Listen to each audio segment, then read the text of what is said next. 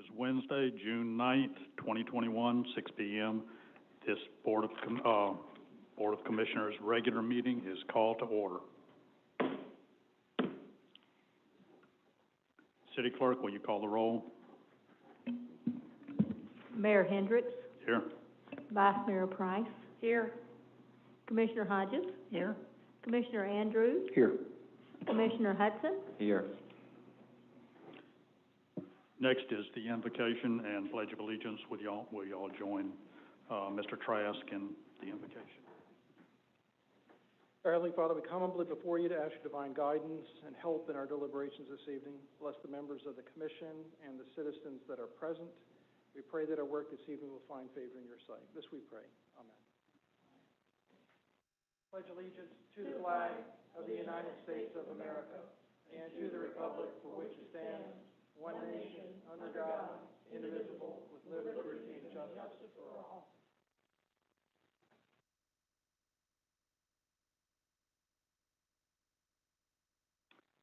Next is approval of the agenda.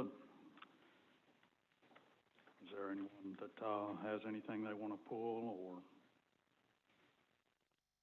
Actually, we have the director of our library, Vince Gadro, in the audience. And if we could move up the discussion under 10A, which is approval of the budget. If we could move that up so that he's not here all evening. And I know we had a pretty long meeting last night as well, so. Okay. I'd appreciate it.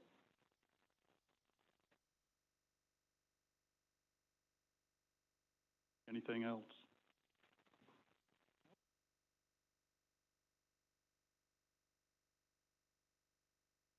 Okay.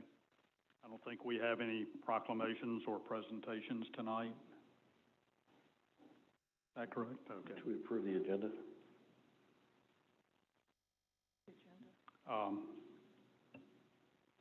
I'll make a motion to approve the agenda as written. Thank you, Doug. I've still got my mind on the meal. I'll second. City Clerk, will you call the roll? Commissioner Andrews. Yes. Commissioner Hodges. Yes. Commissioner Hudson. Yes. Vice Mayor Price. Yes. Mayor Hendricks. Yes. The motion carried 5-0. Okay, next is proclamations and presentations. I don't think we have any tonight. No, sir, we do not. Okay. Next is public comment. Anyone that would like to make a public comment, please step up to the podium, state your name, address, and you have 3 minutes to speak.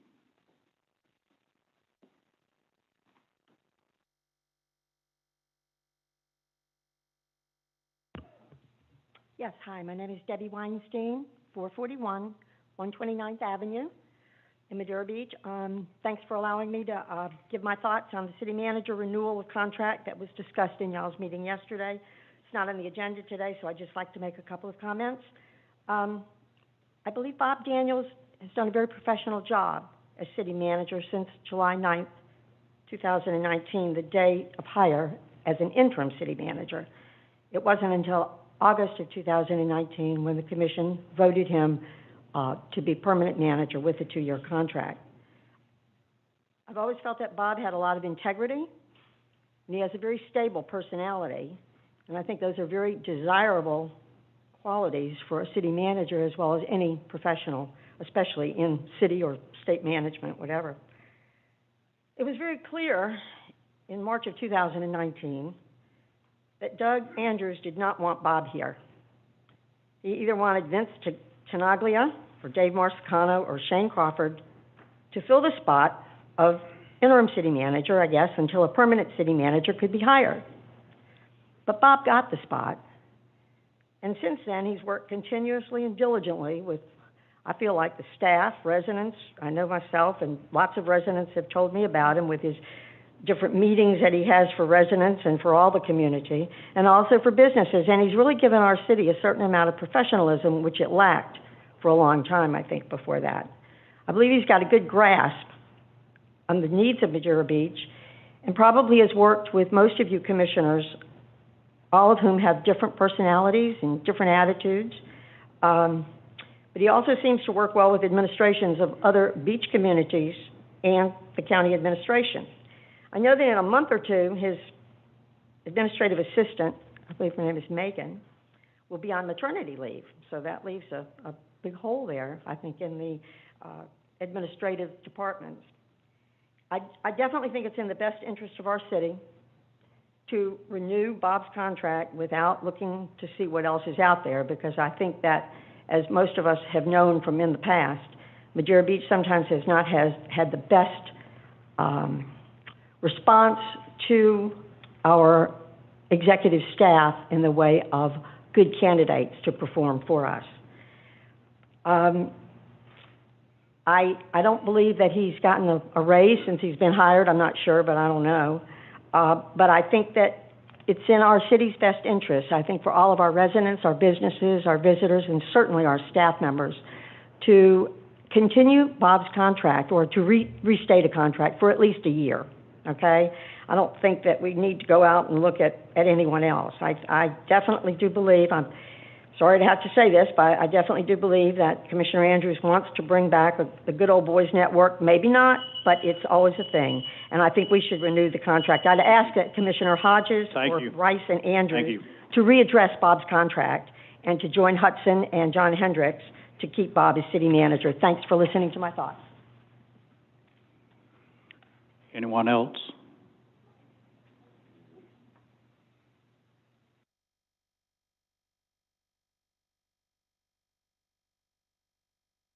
Janet Melia, 15403 2nd Street East. That's a little bit hard to follow. Basically, her thoughts pretty much mirror mine. First, I'd like to apologize to Mr. Daniels. I think you've done an excellent job, and I'm really sorry on behalf of the city for the way we've treated you. I don't think we need to be going looking out. He has done a very good job through two of what I think are the biggest crises we've faced here in Madeira Beach that were not of our own making. We've done a few of those. Those are COVID and her Tropical Storm Ada. And to have him go through 2 years coming in with basically the pile that he was dealt, and to do such a good job, and then at the end of that 2 years to have you say, no, we're going to go out and see if there's someone, maybe one of our friends that we like better, I just think is unconscionable. So I really hope that you'll consider your vote from last night. Unfortunately, I couldn't be here last night to share my views, but I'd like to share them today and ask that you revisit that vote. Thank you. Thank you. Anyone else? Do we have any email, electric? Yes. There's one general public comment. This is from Mike Burke, president of La Coquina Condominium Association. From 14401 Gulf Boulevard, Unit 204. It is with some trepidation that I write again to object to the above schooner development agreement and rezoning. The first time I wrote in 2019, the proposal was arguably at the recommended 5 stories. The second time earlier this year, it was 7 stories, and the latest proposal is now 9 stories. This effectively eviscerates the master plan as the council continues to approve higher and higher development proposals without any of the usual planning safeguards to recognize the land use impacts that these proposals will cause. This swing in approval levels appears to reflect a full swing in the pendulum of political support for overdevelopment. The lack of parking is staggering in order to service even the rooms at the proposed hotel, let alone the 2 restaurants. The search for parking will result in increased tension on the side streets, adjacent private parking areas, and the county parking lot, to the exclusion of many local people who rely on that county lot for a day at the beach. Rather than enabling a more balanced built form on the east and west sides of Gulf Boulevard, it will exacerbate the existing discrepancy. There is no mitigation of the impact and the additional traffic on the flow of traffic on Gulf Boulevard, such as by an additional set of full traffic signals at 146th and Gulf, to accommodate vehicles entering and leaving the proposed development, and to reduce the risk to pedestrians already being experienced at the existing signalized pedestrian crossing between 144th and 145th and Gulf. The immediate negative impacts on land use in the area from this overdevelopment fully warrant the denial of these proposals and are respectfully requested of the Planning Commission and the Board of Commissioners. Sincerely, Michael Burke. That's it. Okay, thank you. Next is the consent agenda.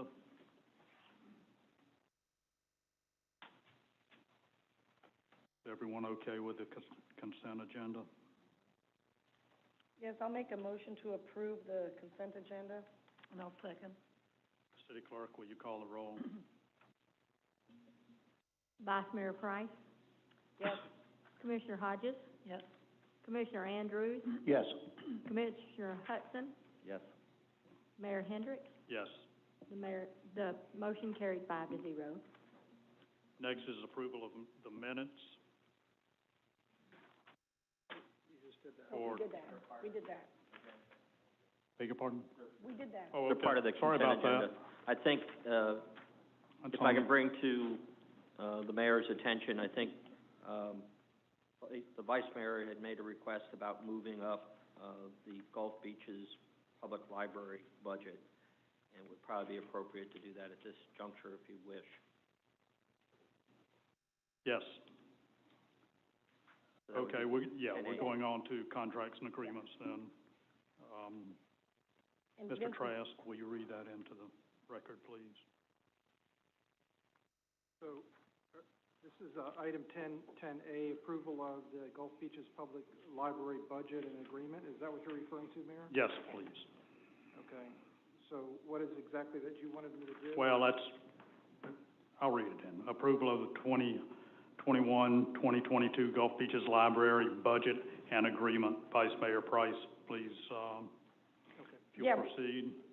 We workshopped this and talked about it at length, and I believe there was a consensus at the end that we would agree with the budget as it was presented, but I know the mayor had some questions about library books, library DVDs, and music CDs, and somebody, I don't recall who, asked what is contingency, and I wasn't able to answer those questions, so I've asked the director to come up and do that in case anyone needs Okay. to know that. Good evening. All right. And also, before you, one of the things that we agreed to on this consent agenda is to waive all fees for the library's building needs upcoming, so, Thank you. yeah, You still need to get the building permits, but there just won't be a fee. Thank you.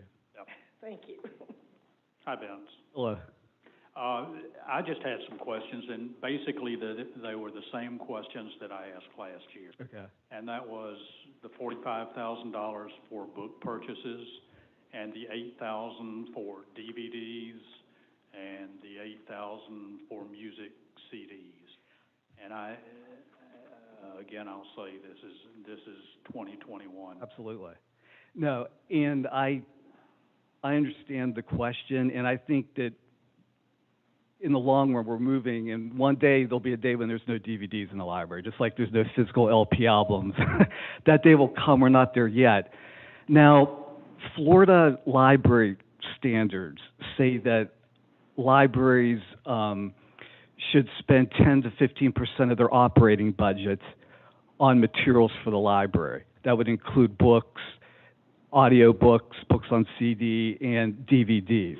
And when you add those up in our budget, it comes to 11%. So we're within that zone for the Florida standards for acquisitions, purchasing materials for the library. So we're spending $45,000 on books every year and $8,000 on Yes. DVDs. I haven't seen those. Well, but and it's been go over steady. I that. mean, like last year it was the same. I didn't increase the budget for the DVDs. But I don't want to decrease it because I want to stay within the standards of what the library should have. Well, but the standards say should, it doesn't say must. Is that correct? That is correct. So I'm just wondering, look at it from my side, and we're not trying to beat the library up by any means. Correct. We're not wanting the library to go anywhere by any means. We are trying to be good stewards of our city's money. Oh, absolutely. And that's what it boils down to. And that's what it boils down to with the other cities that have signed the new interlocal agreement. And that is all there is to it. So other people's views out there of Madeira Beach's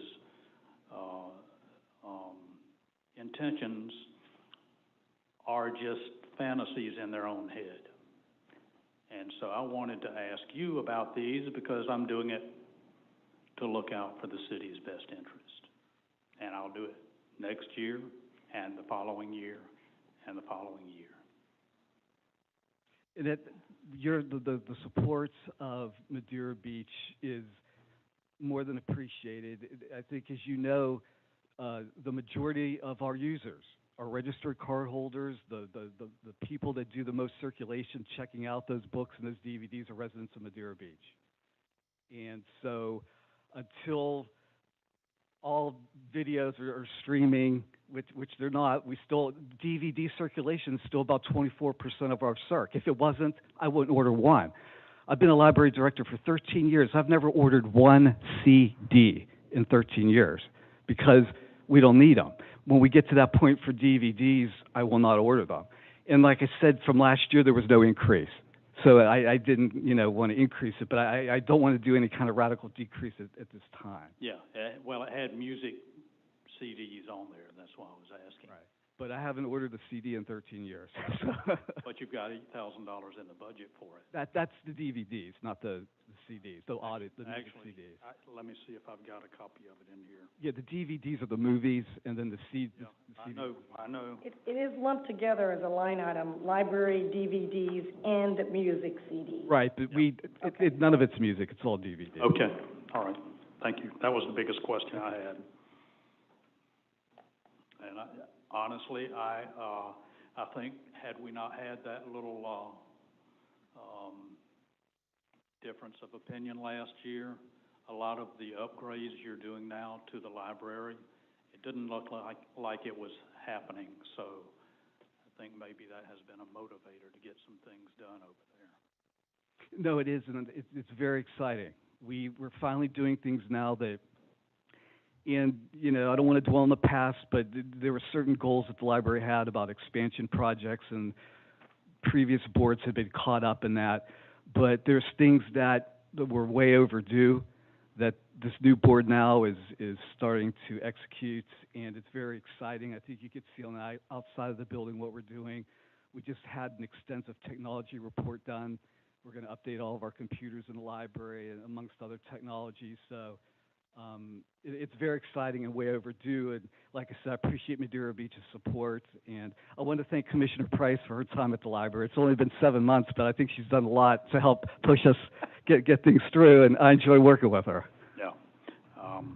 And by the way, on these items that you're getting done on the library, are you going through and getting bids and whatnot? Yes. So you're doing that as the director. We have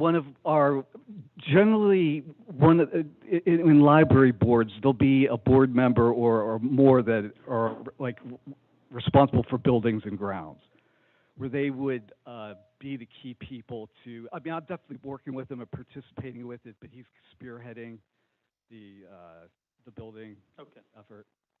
But I'm definitely participating in that. I know everything that's going on. Every time he meets with them, I meet with them. So, but he's just, as a board member, he's spearheading it. Okay. I was just curious. Does anyone else have anything?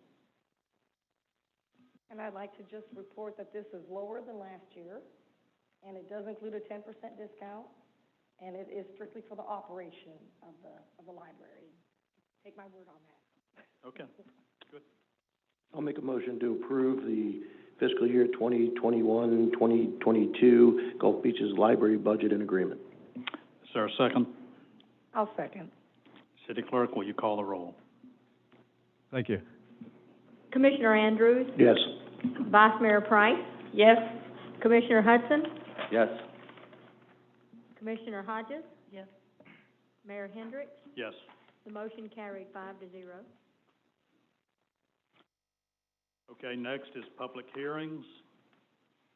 First is ordinance 2021-11, building regulations and fire prevention code updates, second reading and public hearing. Fire Chief Belk. Mr. Mayor, before we do, if we can have our city attorney, read it into the record, please. Okay.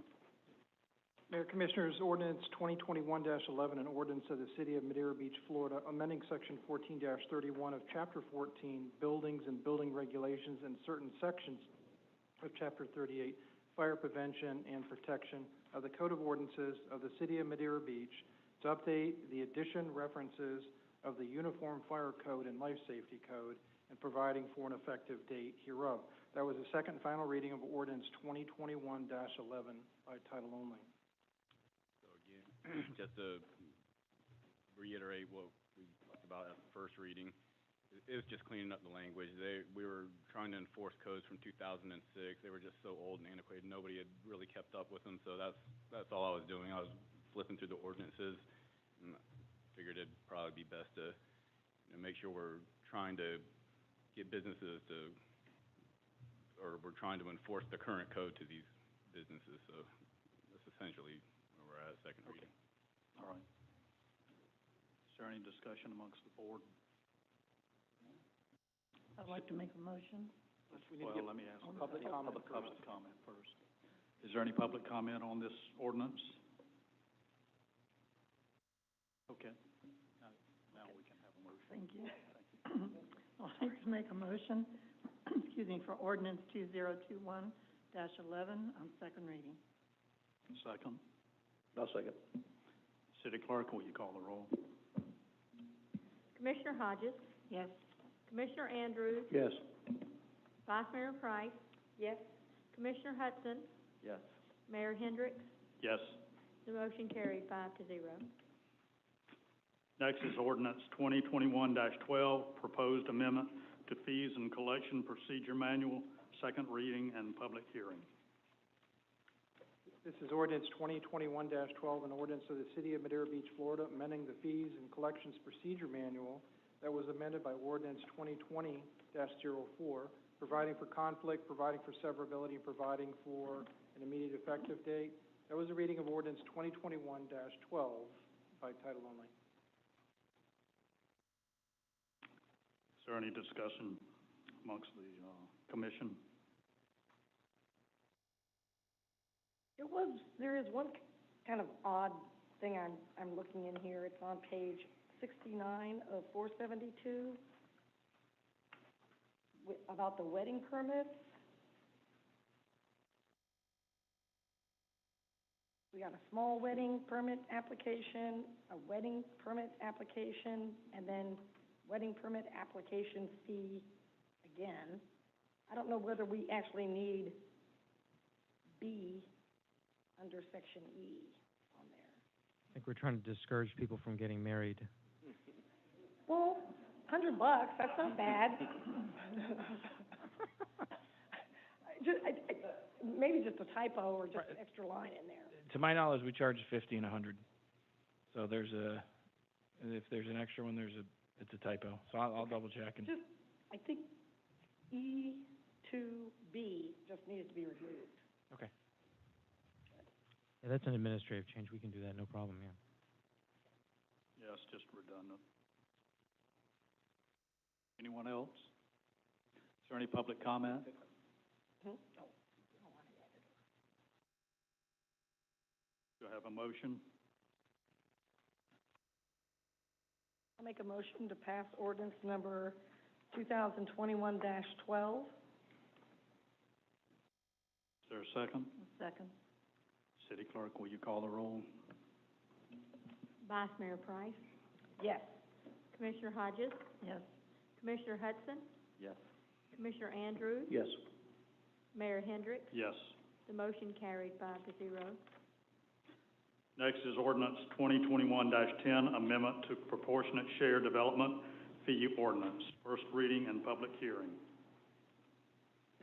Mayor Commissioners, Ordinance 2021-10, an ordinance of the City of Madeira Beach, Florida, amending the Code of Ordinances of the City of Madeira Beach to amend Chapter 92, the City of Madeira Beach Proportionate Share Development Fee Ordinance, to regulate the use and development of land in the City of Madeira Beach, imposing a proportionate share development fee, impact fee, on land development and redevelopment in the City of Madeira Beach, for providing improved municipal culture and recreation and public safety facilities and services necessitated by such land development and redevelopment. Stating the authority for adopting the ordinance, making legislative findings, amending ordinance sections 92-2, purpose, 92-10, definitions, 92-20, computing the amount of proportionate share development fees, 92-21, independent fee calculation, 92-25, payment of fees, 92-26, deposit into trust fund, 92-35, proportionate share development fee trust funds established, 92-40, use of trust funds for capital improvements, 92-42, use of trust funds for debt service, 92-43, use of trust funds for reimbursement, 92-44, annual report on use of trust funds, 92-52, application for refund of fees paid, 92-55, exemptions, 92-67, basis for adjustment, providing for severability, providing for conflicts, and providing an effective date. It was the first reading of Ordinance 2021-10 by title only.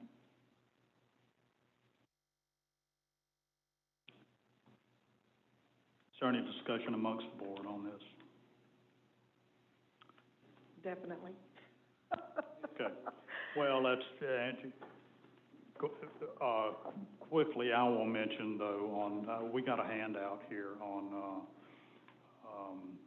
each phase, and phase 2 should actually be phase 1 because this is not rolling out until our new fiscal year. So, What are you talking about? I don't think I have that. there you go. Oh, okay. Thank you, Jerry. Oh. Sorry about that. Thank you. I thought you'd passed it around.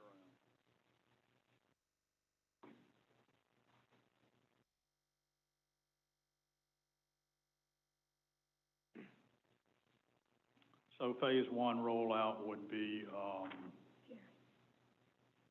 effective 10/1/21, and that would be at the $5.60 per square foot total.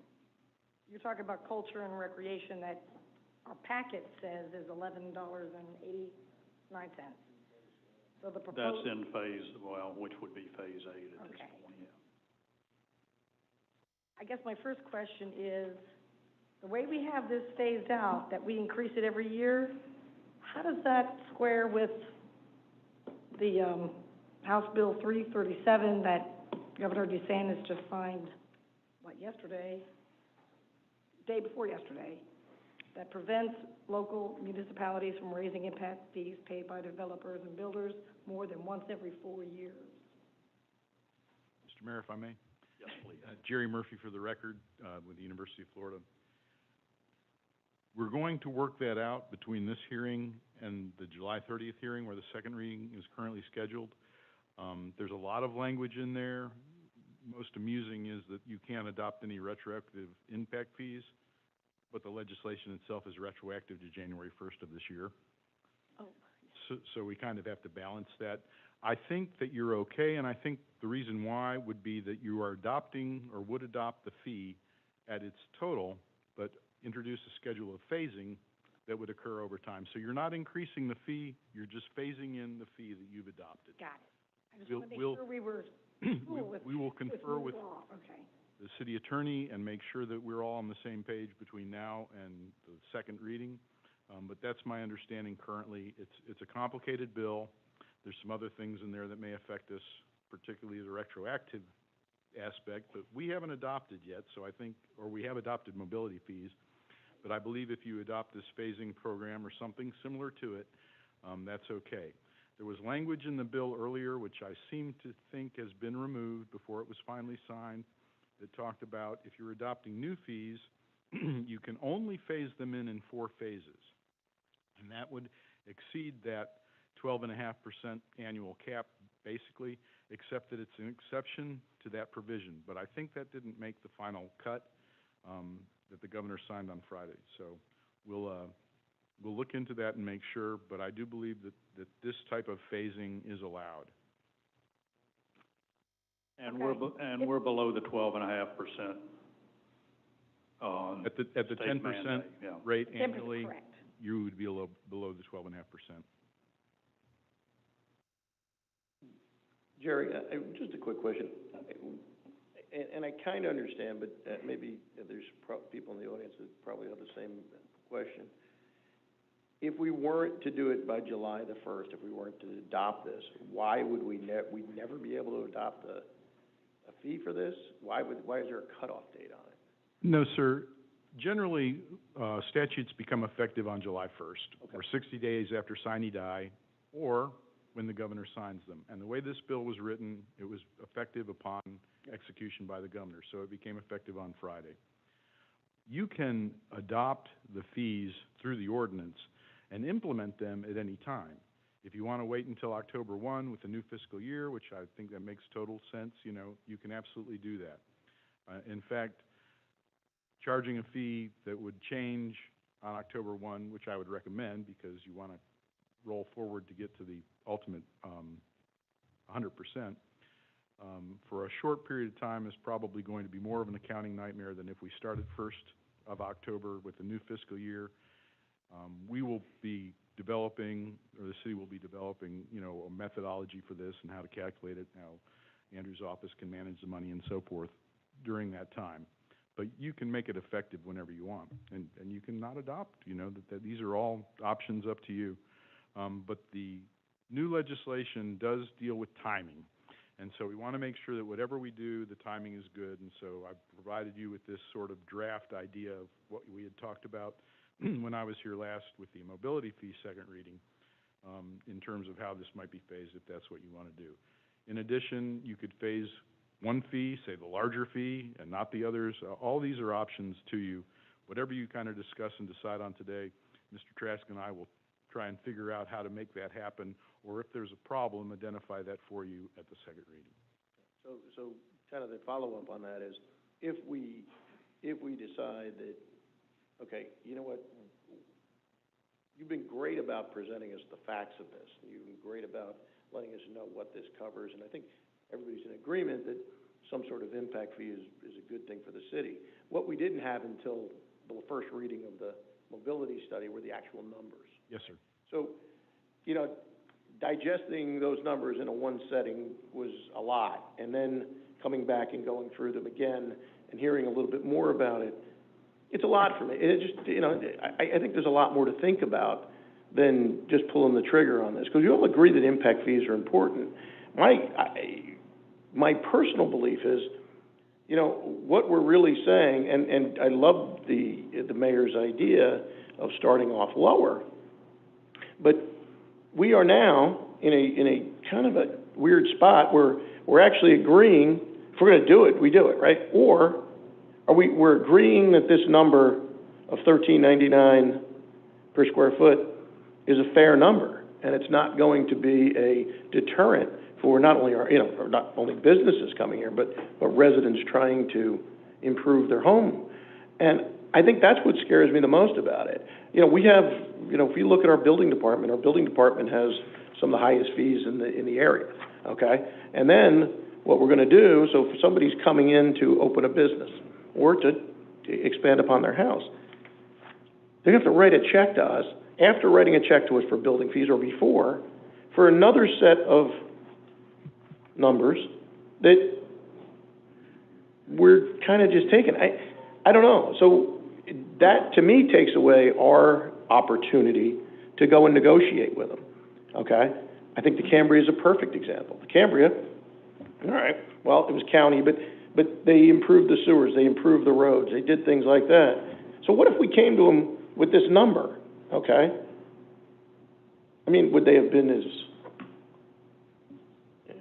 excited about helping the city, or they would have gone, oh, gosh, I think it's also going to scare away some people.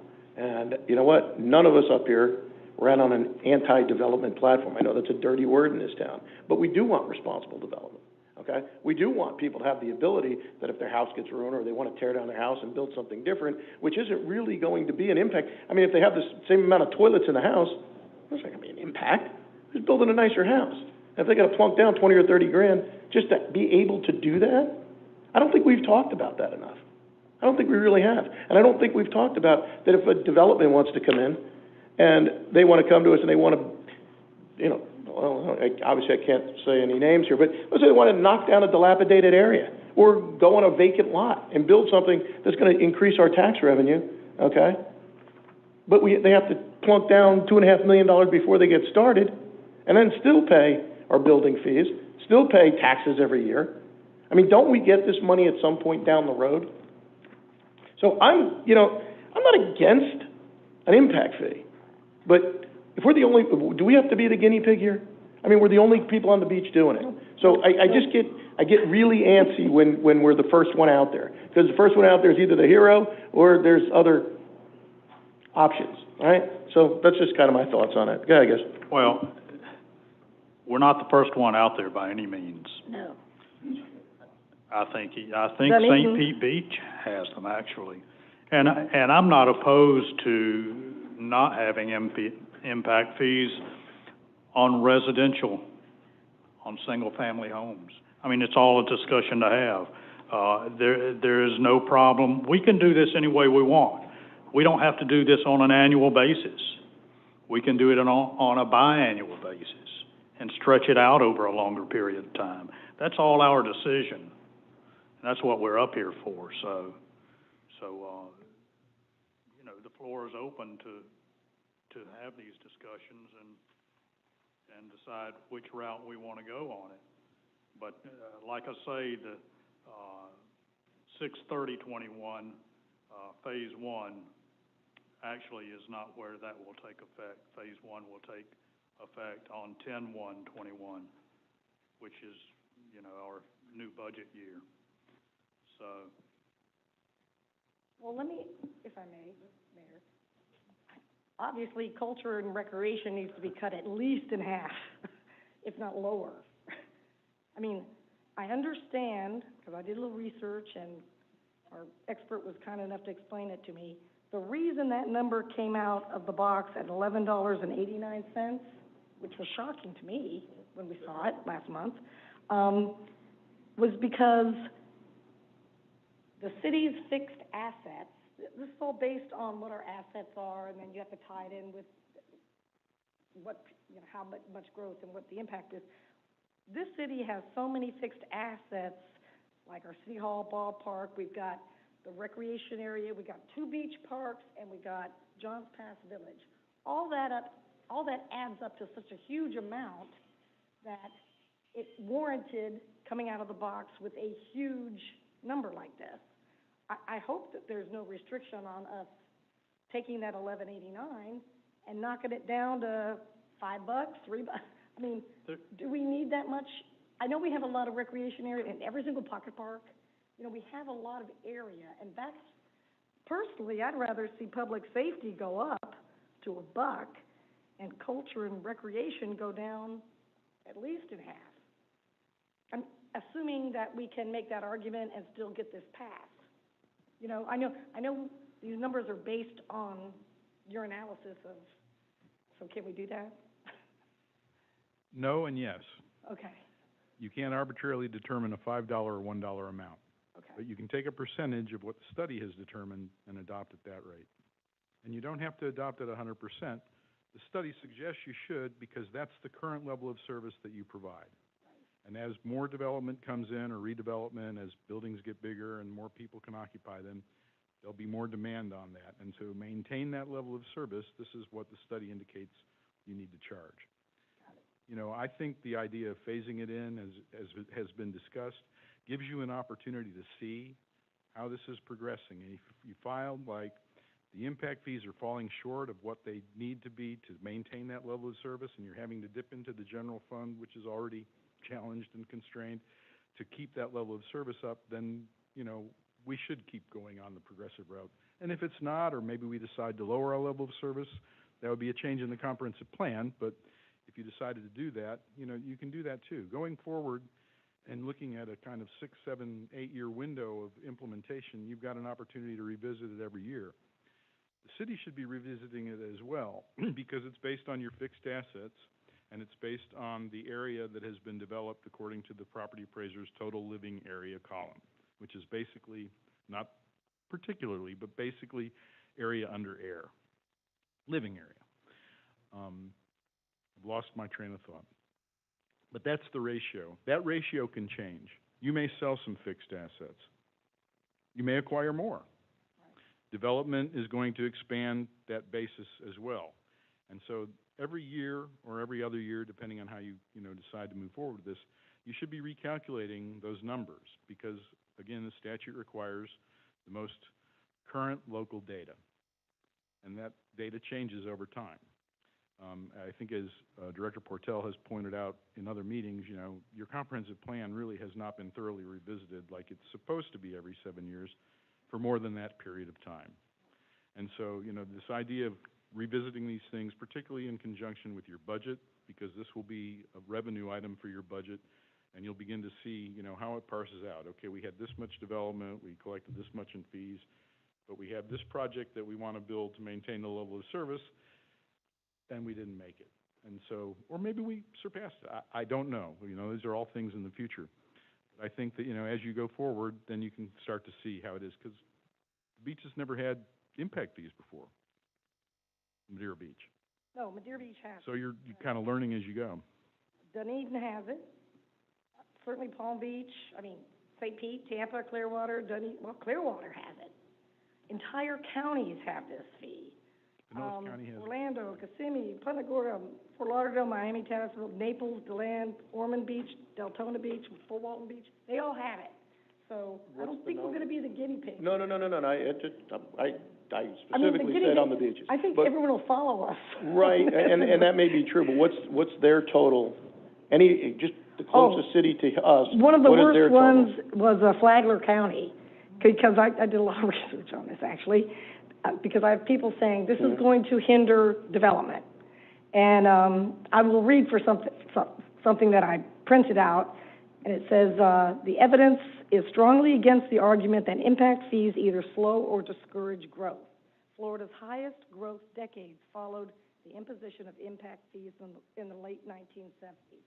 Now, Florida piloted this.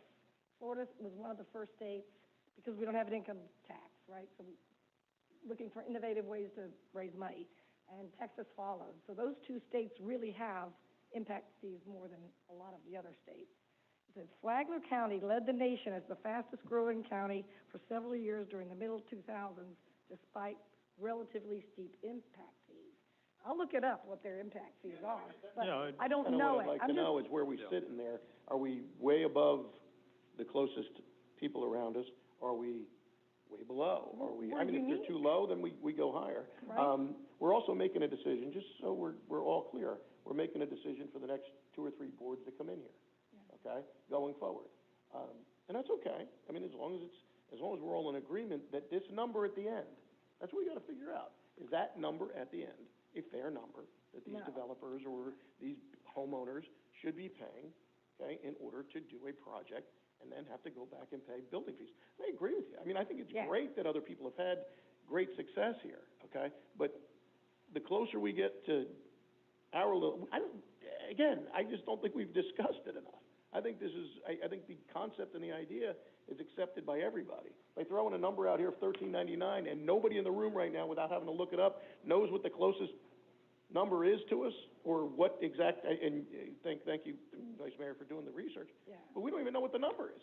Is this number great? Is this number terrible? Is this number gonna put us out of business? I don't know. I think it needs to be discussed. I'd personally like to table it. As Jerry said, we can implement these at any time. Or we just, it doesn't, on July 1st, we don't turn into a pumpkin and we can never do it again, right? Because then I'm really upset that we're He's freaking been working on it for pressing 3 years now. Mr. Mayor, Finally got the numbers. if I may. Right, so there's where we're at. If let's let- this has been that important, Let's let why don't we Jerry have the go. numbers prior? Let's let Jerry talk, please. Yeah. Mr. Mayor, the new legislation, House Bill 337, requires that the study that you adopt the new fees on be no less than 12 months old, and so we're getting close to getting old. But again, my suggestion would be to go ahead and adopt at whatever percentage you decide. That's all policy, it's not me. And then basically immediately begin to look at the study, redo the numbers. You know, our property appraisers' numbers, I believe, are from 2019, so we've got a whole new set of numbers for 2020, and shortly, soon we'll have them for 2021. We would work with the 2020 numbers and just see how these changes are going. Before you will have adopted impact fees, you have approved building permitted, a great amount of additional square footage that would be captured then in the numerator and not the denominator. And we would look at any fixed assets, and you're jettisoning fixed assets from time to time. Not your real property, which is where your real value is, and your real property does not depreciate. Right. The property appraiser keeps your dirt valued at what it's valued at, and it may increase, incrementally, but that's the major number, is the amount of property that the city owns and maintains and services and provides as a facility for your citizens and visitors. Right. So my question, because I don't want to rely on a one-time fee when someone decides to increase their home or put a building up to dictate the level of service, right? This is kind of a bonus. This is a way where this city can collect a fee based on a very detailed analysis of how much stress it's going to put on our services that we have now, right? And those of us who don't increase the size of our house don't have to worry about it, right? I mean, so if we want more money, we're either millage rate, everyone has to pay more, or we can ask people that are able to build bigger, residents that is, to pay more based on impact, or developers. So again, my question, that 1189, that's what's giving me heartburn. Are we allowed to say, rather than like fully fund, I don't want all of our recreation to be paid for by what we think are maybe future impact fees, right? I mean, I think that's just too high. And there was still be, I'm sorry. Are we able to accept 40% of that number or 50% of that number and adopt that? That's what you would be doing.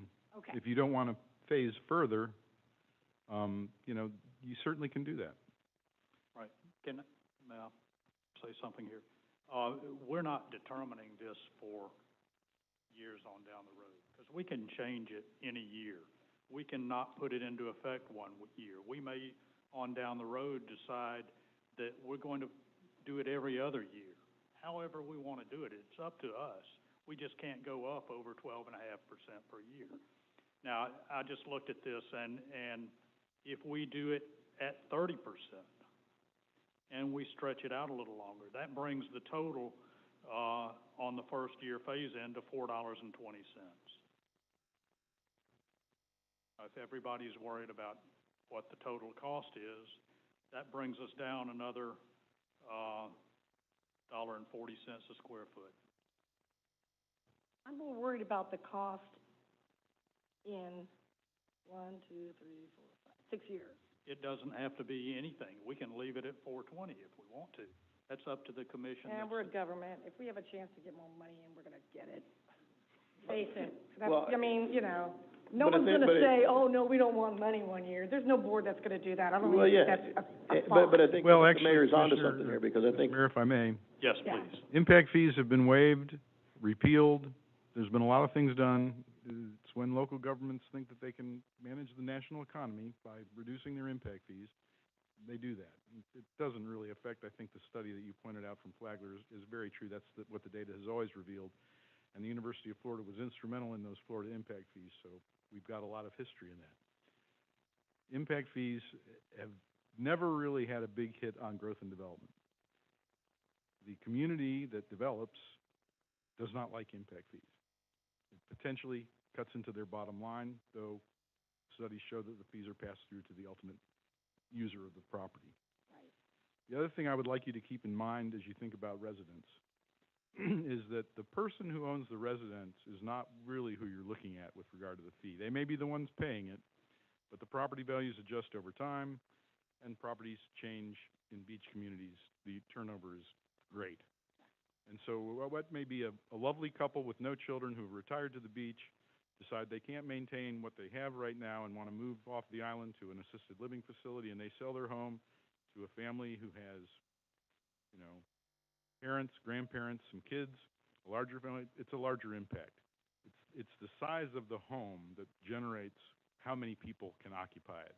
And with the commercialization of residential properties, Airbnb, whatever you want to call it, we're increasingly seeing in beach communities huge impacts from rentals, where 14 people come and they rent for a week, and neighbors complain, and they check out the day or two before the trash goes to the, you know, I mean, you know all these issues, and short-term rentals and all that. So I think you should keep those things in mind. But in terms of the numbers and how you adopt them, that's all up to you, and you can revisit it on an annual basis. I would suggest that you do, because your data and analysis that underpins that is going to change on an annual basis. And the property appraiser updates annually, and that's a good time to take a look at what the changes have been. Many communities, to bring a big company or something in that's going to build warehouse facilities and bring a lot of jobs, they'll waive impact fees. Okay. It's actually something that you use to help bring things, bring companies in. If you have a big one and big development coming in, you want that in your community, you do that to spur other development in the community, actually. So we can do whatever we want to with the fees. We just need to get within statutory limits. Yeah, within the 12.5%. Well, there's other requirements in the statute. That's just the newest swipe the legislature has taken at it. So for some reason, I still don't know the answer to my question. I know I can't arbitrarily say, let's drop culture and recreation down to $5. But I can say, let's look at this 1189, and can't we decide as a group not to keep that number as large and use a percentage of that? Absolutely. But That's why I suggest we. Yeah. I'm sorry. No, I think No, you guys are right on. I'm ready to go with a reduced culture and recreation, and knowing that we're going to use this as a bargaining chip if we want some big development. Like, if somebody comes in and says, hey, this is going to cost me $21 million to build this thing, we can say, oh, no, it won't. Right, well, but again, they have to go through the whole process before we get to the point where we're waiving something. But I think everybody's onto something. I think everybody's kind of in the same ballpark here. My idea then, and it definitely carries off from the mayor's idea, let's just adopt one fee, okay? And then we revisit it next year if we want to raise it. If it's working, it's doing good, and we're getting positive feedback from it, we raise it. If we don't, we don't want to pay an expert every single year to come and do that. We can, but every board will have a decision on whether they want to raise it 10%. We just adopt one fee. We adopt 30% of this number, and then next year we come back and we say, okay, it's working. It hasn't scared anybody away. Let's raise it to 40%. The next commission that comes in can say, hey, man, we got people coming at us with projects all the time, or we've seen a real slowdown. We're not seeing the kind of projects that we think we want to see. Let's hold on to this, or let's repeal it back, or, but I think instead of doing this phase thing, because like I said, we're making a decision that this $13.99 number, and without seeing any other numbers right now, we're making a decision that $13.99 number is fair. And nobody at this table and nobody in the audience can tell me that it's fair, because nobody knows what the other numbers are. So again, we haven't kicked this, I know we kick cans around down the road here all the time. We've kicked the idea around the road. We finally got the numbers. So now we got the numbers, we got to digest them a little bit. Well, that's all I'm asking. Well, that's what we did, the last few days looking at our packet. So I say we phase it, and then if there's some reason to stop it, a board or commission can stop it. I see that's unlikely, but well, I'd rather our phase vote it tonight in doesn't than have to necessarily keep phase getting our it in. expert. We'll vote next year on whether or not we do it again next year. But I have spoken with someone in the development business. He said he's paid impact fees all over the country, and he didn't see where these were out of line with other cities. Now, there may be other developers that say they haven't run into that. That's not the case where they have built. But, you know, I had suggested we come down, and let's face it, regardless of how much you come down, a developer's going to say, hey, that's cutting into my bottom line, not, hey, it's just something I'm passing along.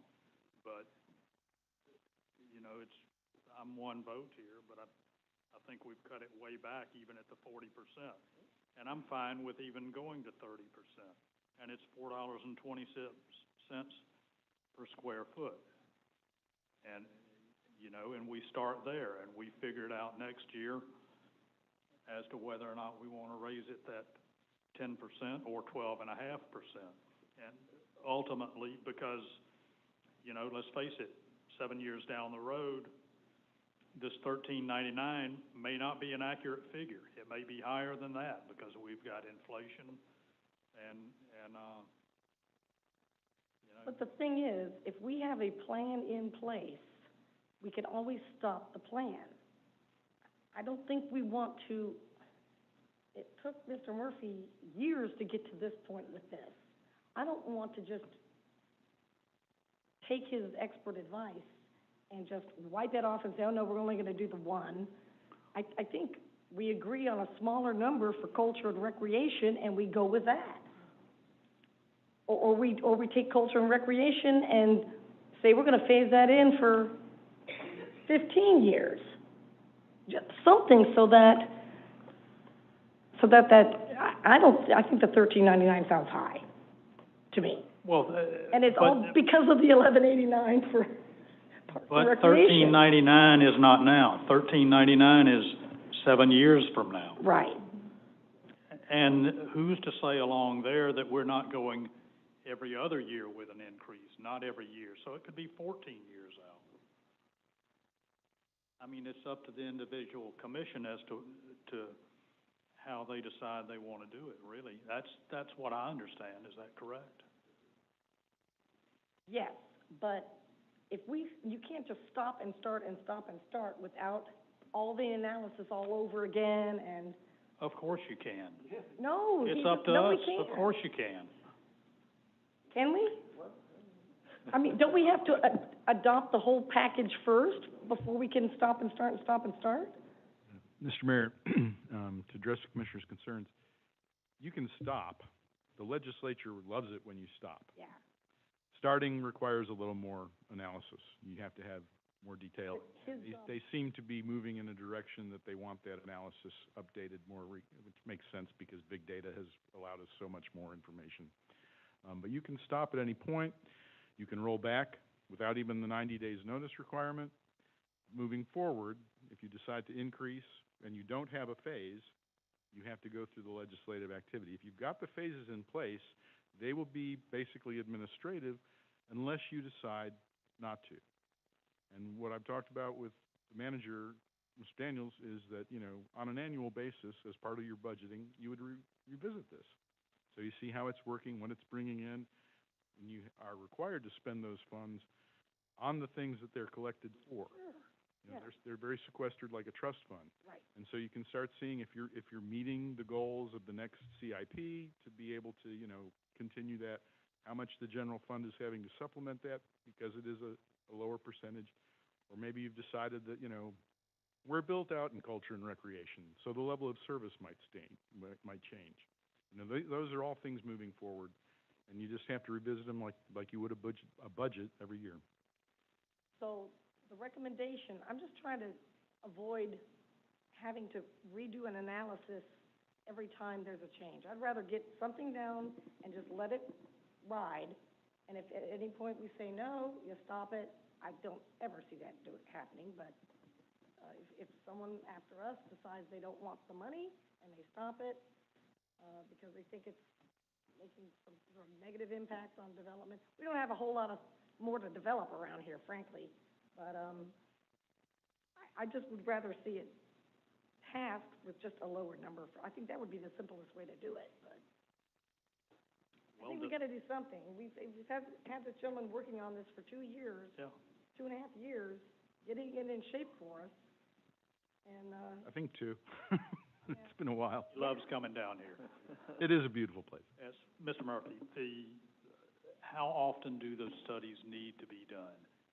Is there? It appears that the legislature is moving toward a year. That's what they're requiring in terms of increases. You know, if you do an increase of over a certain percentage, you need to have a new study. But again, that's if you've adopted a fee and do not have a phasing schedule like you do now. What I would suggest is that, you know, you'd all decide what phasing, what beginning and what phasing you're interested in, and then on a regular basis, legislatively, you revisit that phasing. And if that becomes dramatic, you may have, and the legislature plays with impact fees every year. Sometimes it doesn't pass, but every year they're looking at it because every year they have supporters who want different things done. I hope that was politics.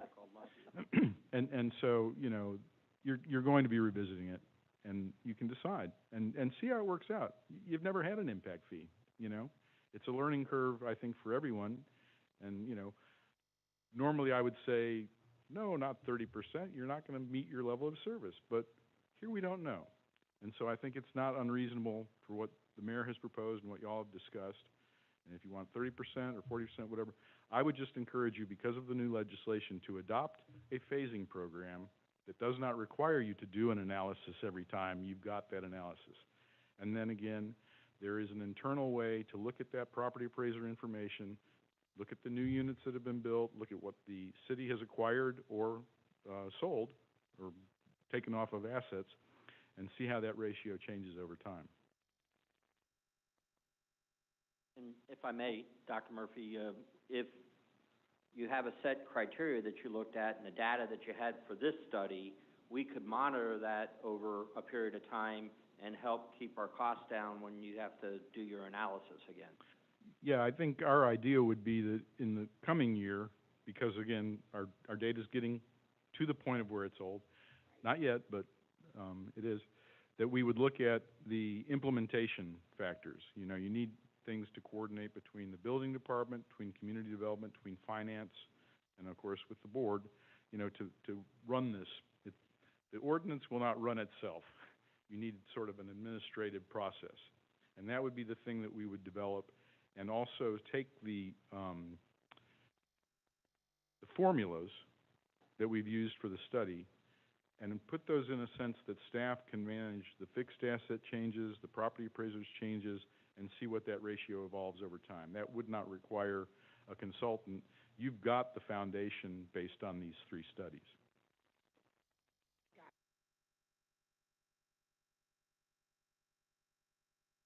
Switching to what we can spend this money on, it has to be spent in a certain number of years, correct? Yes, it has to be spent. I think we've used 7 years as the timeline.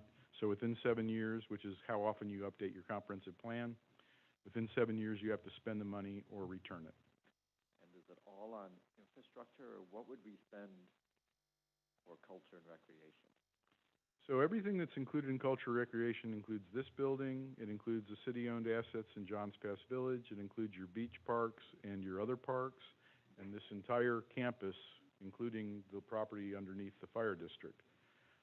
That's all owned by the city, and it's owned in a sense in a way that we can't really separate out the fire district and have that particular dirt there. That's kind of why their fee is so low, because they don't have a separate deed for that property. It's all part of this large complex. And so anything that's culture and recreation, if you wanted to improve the ball fields, if you wanted to take the eyedrop park and do something there, or, you know, I'm just trying to come up with examples. If you wanted to install something new at the beach park across the street, name escapes me right now. Archibald, yeah. You know, those are all things that would be doing. It's basically additional facilities to accommodate the additional growth. Same thing for mobility, that's your streets. I think I mentioned when we talked about the mobility fee on the second reading that, or maybe it was the first, initially we had hoped to include stormwater, because here, your stormwater and your streets, it's the same thing. But because you have this stormwater fee already in place, we had to take out all the stormwater assets, which dropped the mobility fee in half. It was about 288 or something like that, including the stormwater, but with the stormwater out, it dropped to $1.50. But that all, that has to be spent, the mobility fee has to be spent on improving the streets, on, expanding the parking, doing better things with parking. A parking garage could be part of the mobility fee. I would argue, but we'd need to do the analysis, that even a high and dry could be part of the mobility fee, because that's mobility. You're a beach community, you're surrounded by water, people get around by boats. And in fact, that's how they first got here. So, there's a history there. So John's Pass, is that just the property that the city owns? The city-owned property in Johns Pass Village. Because it's an activity. Now, the Johns Pass Park is also city-owned, but that's included in Culture Rec also. Okay. And part of that's included in mobility, which is the parking. So that could be dual purpose. Yes. Okay. But we've got to assign it to a particular asset. And then the spending is, again, you just have to quantify that, what you're going to do, and then that's reported to the state as part of the annual audit. Okay. Well, would anyone like to cut it to 30%? Do you feel more comfortable with $420 a square foot rather than the $560 a square foot, and then phase in after that over 7 years? And then take a look at it on down the road, because, could be 7 years from now, everybody's gonna say, shoot, $13.99 is a bargain. We don't know. That'll depend on on studies on down the road. That's a crystal ball I don't have. Right. I have one suggestion. I think the 30% is a good way to start. And I'll tell you what, I think that we can put together a schedule for phasing in, but with one caveat, that every phase-in has to be approved in that following budget by a sitting board. So this gives you your target. We're not wasting his material. Right. We can phase it on through, but every board gets to make the decision, and they get to, at budget time, gets to make the decision whether or not we're going to increase. That's a good Will that work? Yeah, that's a good. We'll take that under consideration. Okay, I think that just makes it fair, because you know what? I doubt any of us will be sitting here in 2026. I'm not sure if we put in that requirement that it becomes a new increase rather than phasing. But, and again, you're hitting me with this. Yeah. I'm reacting as best I can. But any board has the opportunity legislatively to change anything this board does legislatively. Right. I just like the idea of that's their option, and if it's something that we can do internally, terrific. We'll put the phase program together, but we leave it up to every board whether or not they're going to phase it forward. And they can always make changes to it, right? They can always say, as long as it doesn't go. And I think what we might do, 12, right? So. I think what we might do, based on where the state legislation is heading, is that we could put a statement, a requirement, that each budget cycle, the board will revisit this issue. Any way you want to slice it, that sounds perfect, as long as we're not making decisions for people that are going to be sitting here. And they can make a decision, we're going to leave it just as it is, and the phases roll on based on the legislation that you adopt based on our study, or, we want to do something else, and they would legislatively decide what that something else is they want to do. Have another study, whatever, not have another study, roll it in at 5%. And We can make it biannual, the phase-in could be biannual. you can do pretty much anything you want in that regard as it stands today. Again, the legislature is a moving target. So, All right, here's a complicated question. Can we go forward with we already have with the mobility, but with the mobility and the public safety, on the schedule, we start with 30 and then we go up 12.5% every year. But on culture and recreation, can we stretch it out longer? Or am I making things more complicated than they need to be? Possibly. You don't have to. I've provided you this as just a very rough draft based on the conversation that you had, and the direction, or the general direction that we got last time. So you'd have something to look at. I don't think we all realize how much recreation we have here, really. So. You got a beach. Yeah. But I know, but you've got, we're, you know, Little League ball fields along and pretty things good that without not it, other so- beach communities have, you know, and you have a direct connection to the mainland. You have a number of things that make you different from your neighbors. But you can adopt public safety at 100%, and mobility at 50%, and culture and recreation at 30%. Those are all options you can do. We need direction so that we can develop a phasing plan so that you're adopting it all at once and you're not running afoul of the idea of raising your fees every year. Right. Because that's what the legislature has ratcheted down on what you can do in terms of that. Right. And I would argue that if you raise your fees, there may be a legislative desire that you have a new study to address why you're raising your fees. Whereas if you have a phase-in, you don't have to have that new study nearly as frequently, and your fees are being raised automatically unless you legislatively decide that you're not going to do that. Well, I wouldn't mind seeing public safety go in at 100%, because you don't know this yet, folks, but I wanted another police officer so that we can start enforcing some of the things, some of the laws that we have been letting slide, but, and that's just, 24 cents to 60 cents. Well, what does that take us back up to if we're doing 30%? Well, no, and then we slow down culture and recreation. We have to do something with that 1189, in my opinion. And since we can phase them in separately, maybe we start culture and recreation at 20% and increase it just 10% and let it take longer to get to that 1189 number. Well, as Mr. Murphy says, we've got a whole lot of recreation, maybe not so much culture to take care of. But, well, I would like to see more art. I would like to see more art around Madeira Beach, but, I don't know. I just think that number is shocking to me and most of the folks out there, and we have to keep the 1189 because chances are we can never raise it. Then let's phase that. I don't care if we phase it out 20 years. well, that's why I was talking about every other year, make it biannual. And that way, if it's 30% and we're going biannually, then that's stretching it out over 14 plus the first year, 15 years. And you also won't see a rush of people coming in on that last day of them to try to get the fees from you. 15 years, We might as well do that every year.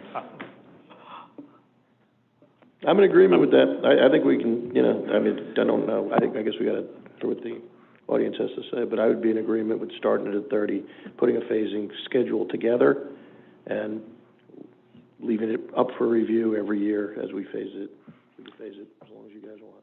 So phase it annually, then? Yes, these are At annually. 10% for 7 years? Okay. What do you say, start with 30%? Start with 30 and then 10% per year for 7 years after the first year. So that takes us out to an 8-year life of this impact fee. Well, since no one's jumping on board of lowering the 1189, I will go with that. Okay, are we allowed to revisit mobility again? Well, we already had the first reading on that one, didn't we? Yeah. I'm almost thinking that one is one that we do want at 100% with safety, and then the recreation one we phase in. Just because you have to spend the money quick enough, and streets and things are bigger projects, I'm afraid that if we stretch these out at 30% and at 10% at a time, we don't accumulate enough money to do a project before we have to give the money back. Mr. Mayor, if I may. Yes, please. Sorry. So the mobility fees you've already adopted, but you've adopted them as an ordinance that's going to be codified in the land development regulations. This ordinance is an amendment to that ordinance to include culture and recreation and public safety fees. But what we've also included for your consideration is a phase-in program for all of these fees. So you've adopted a mobility fee, you've adopted it at the full cost, but you haven't phased it in one way or another. And that's sort of what you're looking at here, is how you might phase those in over time, or not. So, I would say then, you know, from what the general consensus I get is that we start at 30%, phase in at 10% per year for the following 7 years. That will certainly preserve the numbers and preserve the, Because it'll be That's, easy to run new numbers based on 30%, I would think. Is that right, Mr. Murphy? Yeah. Okay. Is there any public comment on this? I'm sure. Bob?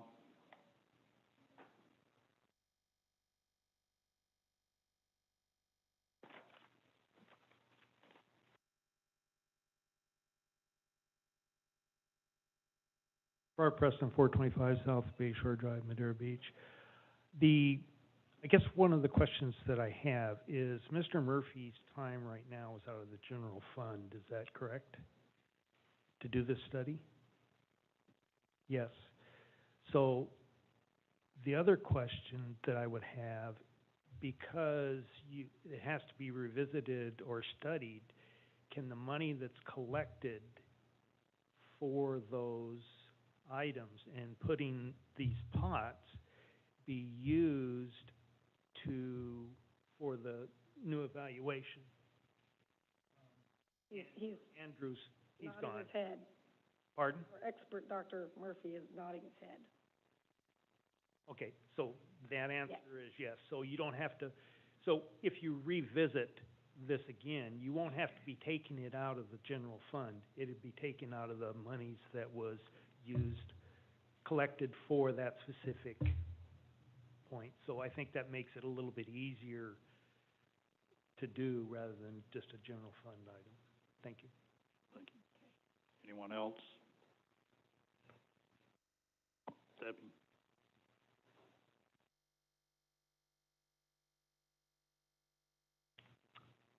Debbie Weinstein, 441 129th Avenue. I hope that we could go in a little bit further, I guess, for impact fees. I'm definitely a proponent for impact fees, and I think all municipalities in so many communities, counties, have already had it for a long time. They might call it different things. We were told many years ago that the right way to do it was do it through an impact fee and through a study, and that's why Jerry Murphy was hired. But many, many communities, don't fool ourselves, lots and lots of communities have put in force impact fees and called it under the guise of other types of fees and have gotten away with it, okay? But if we keep everything in perspective, forget that thought for a minute, and as I'm listening to y'all speak, I keep remembering the things I keep reading about Florida's going forward and the municipalities going forward. But Florida is, 100 years ago, Florida was the 33rd fastest growing state. Now it's the 3rd. Everybody is coming to Florida. Developers who want to come into Florida, they will come here. If they don't come in 2021, they'll definitely be here by 2025, and they'll be happy to pay those impact fees. It's not going to scare anybody away because it's a cost of doing business.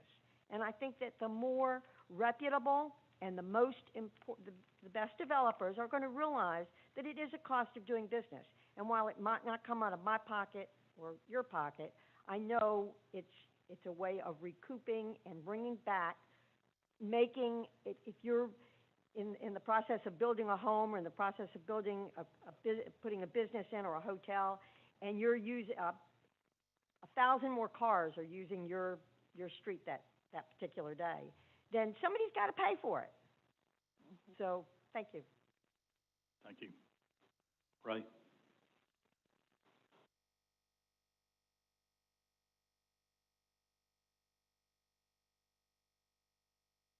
Ray Kerr, 583 Johns Pass Avenue.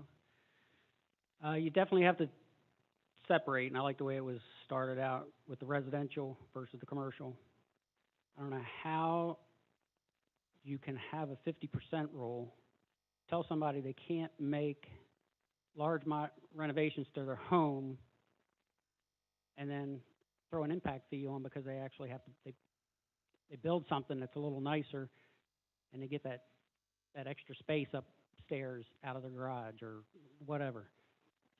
I just think it's wrong. It's a money grab, and it's extortion as far as I'm concerned on the residential side. On the commercial side, I really think you need to study what commercial development does for the area. When I say the area, I'm talking about the residents, not the state, not the county, but the residents. It's definitely a burden with traffic and whatnot. Is it a financial benefit, or is it a financial burden to the residents? I haven't heard anyone talk about that yet. So hopefully you'll have some conversation and get some information on that. Real quickly, while you brought up Flagler, I did a quick Google on my phone, and it said, after 8-year moratorium, this is October 2019, Flagler County will get back to taxing development. And it's a one-time fee, and the homes were charged $1,438 for transportation and $268 for parks. That's a heck of a lot different than what you're looking at for a home on a square footage basis. I didn't have time to read. Is that strictly new home construction? There should be an exception for homes that are rebuilding because of flooding or to prevent flooding, because it's a benefit to the community. It's a benefit for your first responders. It's a benefit in the future for your tax rolls. Hope you consider all that. Thank you. Thank you. Anyone else?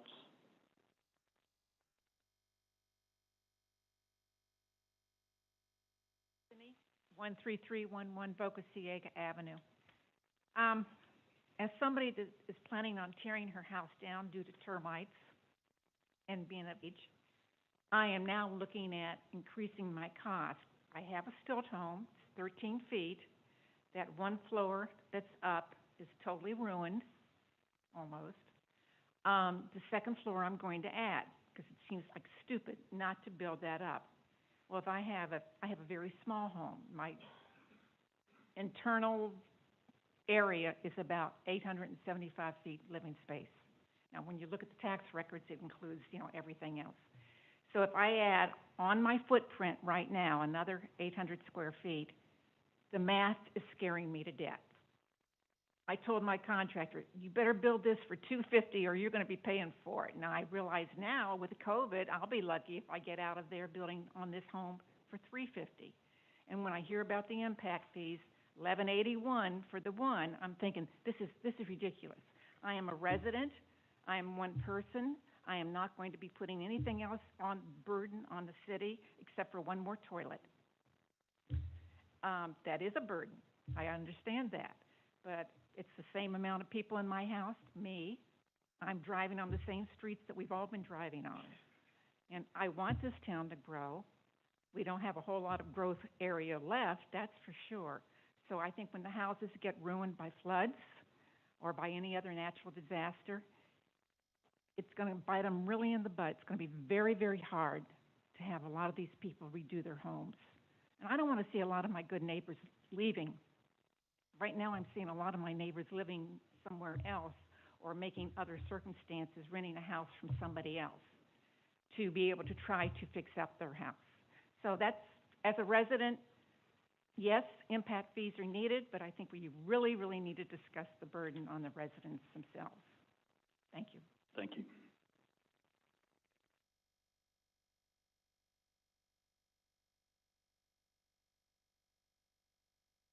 Mayor, Commissioners, Vice Mayor, Jeff Beggins, 429 Boca Ciega Drive. I'm going to spin my hat around a couple different topics for Dave. Number one is resident and homeowner and real estate broker, right? When you mentioned earlier that you guys should consider excluding residential, I think you guys really should think about tabling this and discussing it a lot more, because 300 yards that way is a different town.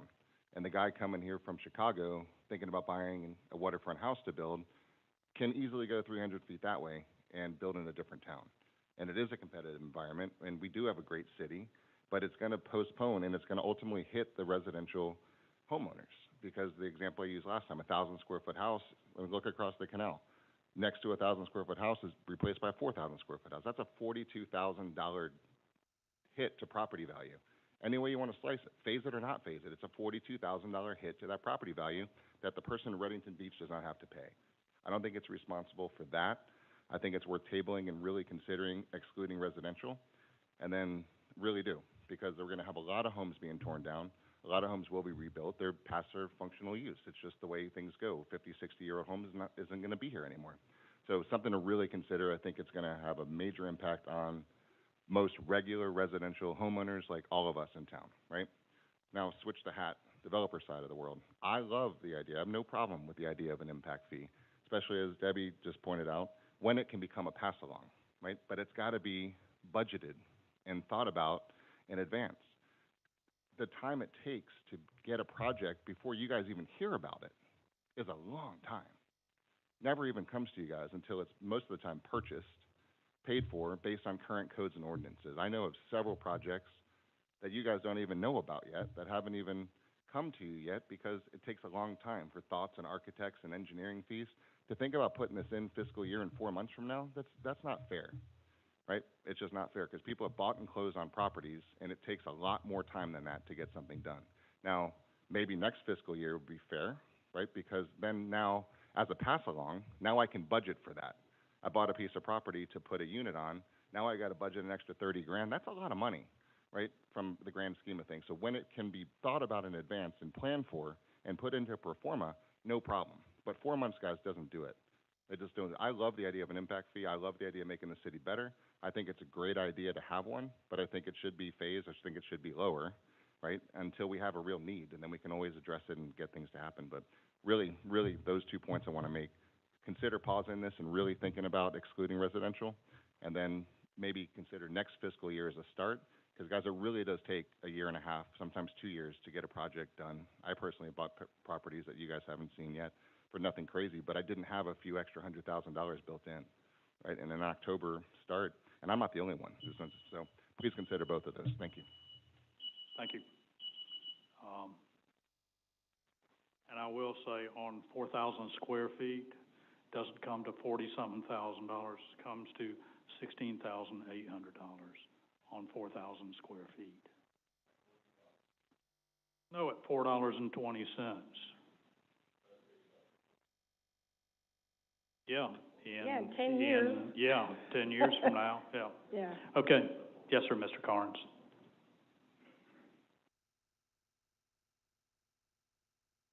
Bill Carnes, 11055 9th Street East, Treasure Island. I'm the proud owner of about 8 businesses here in Madeira Beach. As you know, I'm a builder and a developer. I want to tell you, I'm all for an impact fee. I don't have any issues with impact fees. Comes to the residential, I agree with the other people that have spoken. I think that becomes a burden to the individual homeowners. That shouldn't be there. I agree with Mr. Beggins as far as when to start them and maybe having some more discussion on how it works. But flip my hat to my philanthropy side. Any event that comes to me or any of my companies, we support. I'm talking about culture. I don't care what the event is. We support them 100%. My family and I, after the loss of my son, we donated Rock Park. I've been sitting here for the last hour or so and looking at all the people that are enjoying the park.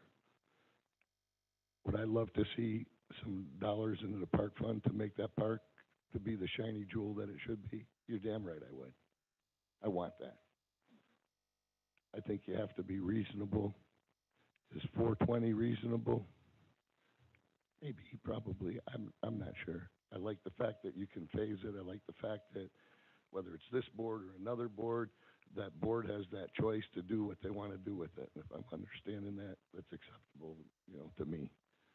But I think there's a time when it should start. I think anything that's been submitted before the city, anything that people have planned and budgeted on, should be exempt from it. I think, just like Jeff said, if I'm building 38 units on 150th that are all sold right now, that project's done, right? Well, I got a building going next to it. And how does that affect that building? Paid X amount of dollars, building costs so much, you know, sales are X dollars. How do you factor something like that in? So I think there needs to be a time when the projects that are either on your board or on your board prior to the end of the year or something, I think you need to think that through a little bit more. I'm all for it, especially if my park gets the love it deserves. And that's what I've got to say. Thank you very much. Thank you.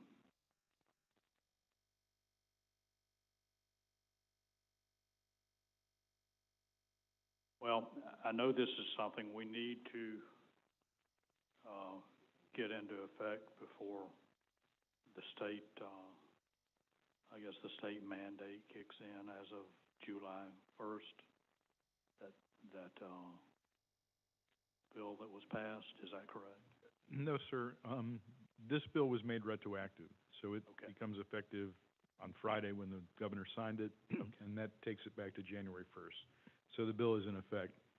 And again, as I mentioned, city attorney and I will discuss those potential impacts the bill has on this legislation. I think in terms of everything that has been discussed today, except for the idea of exempting anything, you're fine. But we'll make sure and we'll make any changes that we need to, and also whatever we might need to do in terms of phasing based on what your ultimate direction is today. So we can come back Wait a minute, after the reason this. the reason we have to do it and that we're having a special meeting at the end of this month is because the data runs out. Right, okay. Not But we can come back after that and have exemptions to it. We can do that on The only exemptions that the statute allows is for affordable housing, and there's some mechanizations that go along with that. That's the only thing that is exempt, and for many years it wasn't. And local governments went out on a limb and exempted affordable housing on their own. Some of them actually paid the fees for them out of a different pot. Affordable housing isn't really an issue for Madeira Beach. Your comprehensive plan basically directs to, you'll work with Pinellas County to address those things and support them in whatever they come up with. So there really aren't any exemptions allowed. Okay. Unless the commission decides they want to give an exemption to a particular project. No, sir. That would be in defiance of equal protection. Okay. So the fee has to apply across the board. All right. Well, there's the answer to that.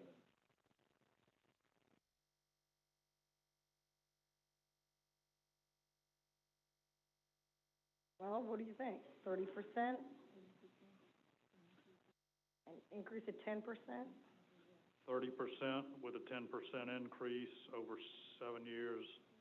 We can do it do it biannually over 14 years, but somewhere along there, they're going to have another study. I think every year. Revisit it. I think every year. We always can revisit. Do we have, I credit Ray Kerr for doing this again to me, because it was at the last meeting, because I was set to vote yes for it, and then Ray spoke, and he brought up a couple more things tonight that have kind of twisted me a little bit on it. Are we allowed, can we adopt this, but Mr. Beggins is spot on. I mean, there's some projects that people have bought properties for that, I know Linda's very busy and she doesn't have time to get to some of these things, and they're not going to materialize prior to us implementing these fees. Do we have the option of accepting it and starting it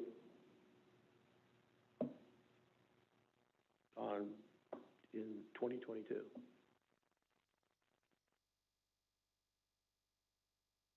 Yes, sir, you do. Okay.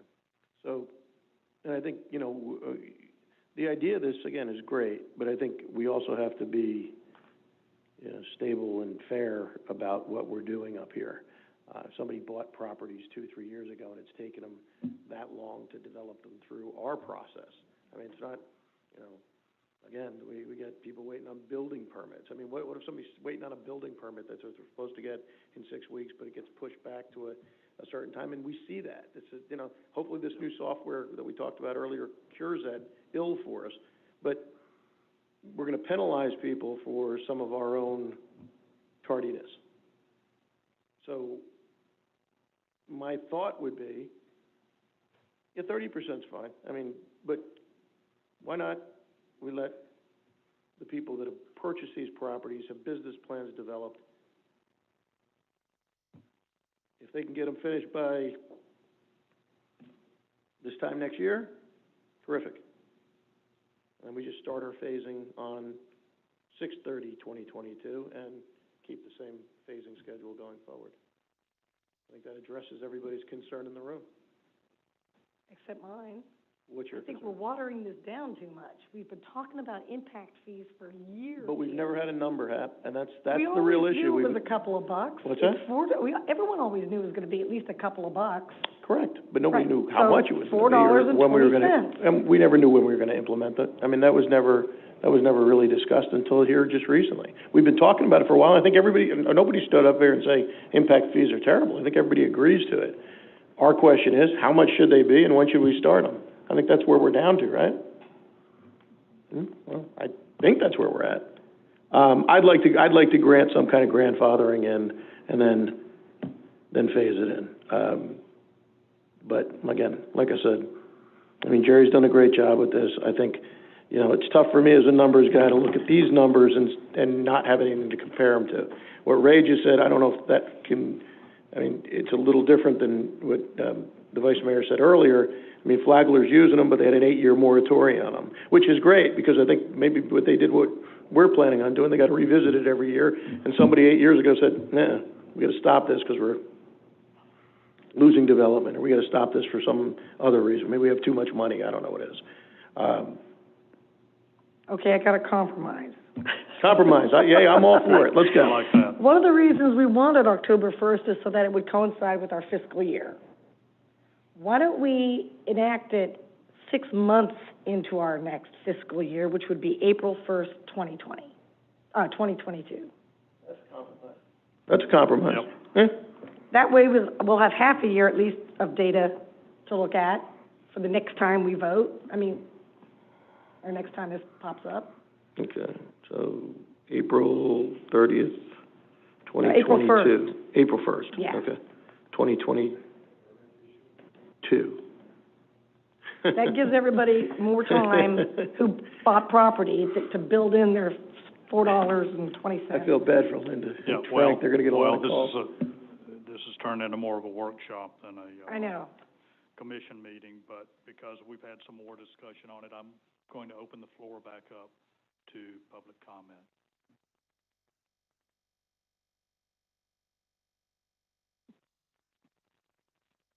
Anthony, 13311 Boca Ciega Avenue. Give me the total for the three of them. Are we just talking about one for $4.20, or are we talking about the total for all three? $4.20 For all three? for all three, Thank you, for 1 year. thank you. And then it goes And up. then April 1st, 2023, it'll go up to probably $5 and something. Okay, all right. You know, it'll go 10%, so less, actually. Okay, just wanted to clarify, because I... $4, so in your situation, $875, it's Right. $3,500 or something. Because it's only on the addition, only on the increase. Right. We already have $875. Right, no, I know, yep. I was just concerned about the total. Right. Thank you. Right. Yes, sir, Mr. Carnes.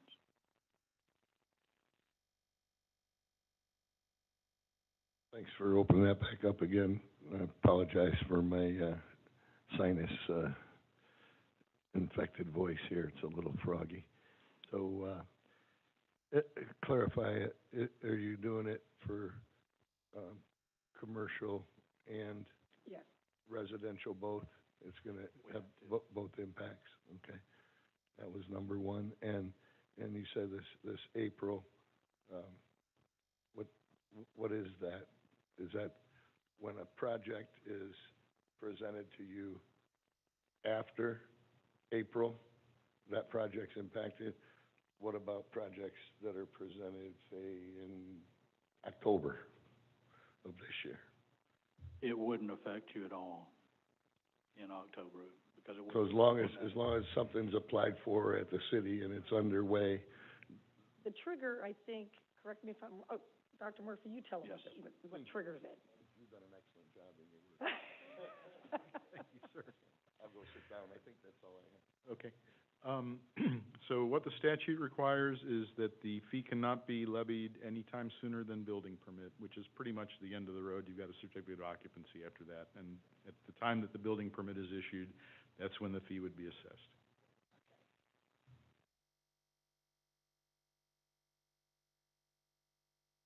Delayed. Just a quick question, because I hadn't had a chance to read it. The 7-year thing, right?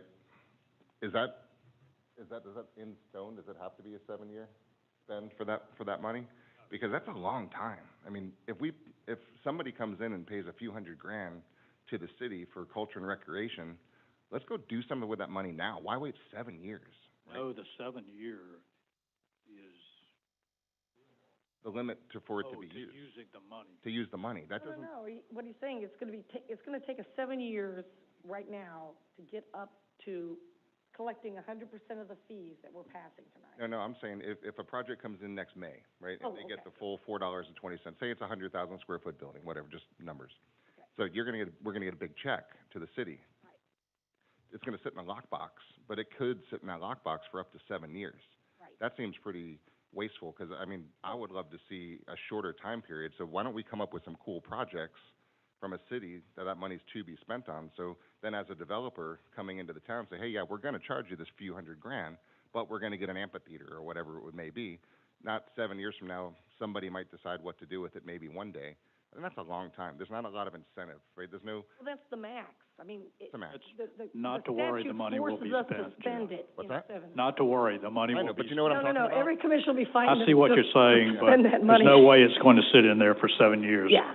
Right. What they said is that's Not to the worry. max. After that, you max, have to spend it, or you have to give it back. Or give it back, yeah, no. So- I just thought it'd be good to have a faster spend on that one, Yeah, so we can I do know. cooler things with the city faster. That was just By my. then, Jerry will be back, and that'll be his fee for redoing it. So just clarify, so it's Okay. it would be starting at 420, and then Four- going up every, how often? 10% Up to what? up to $13.99.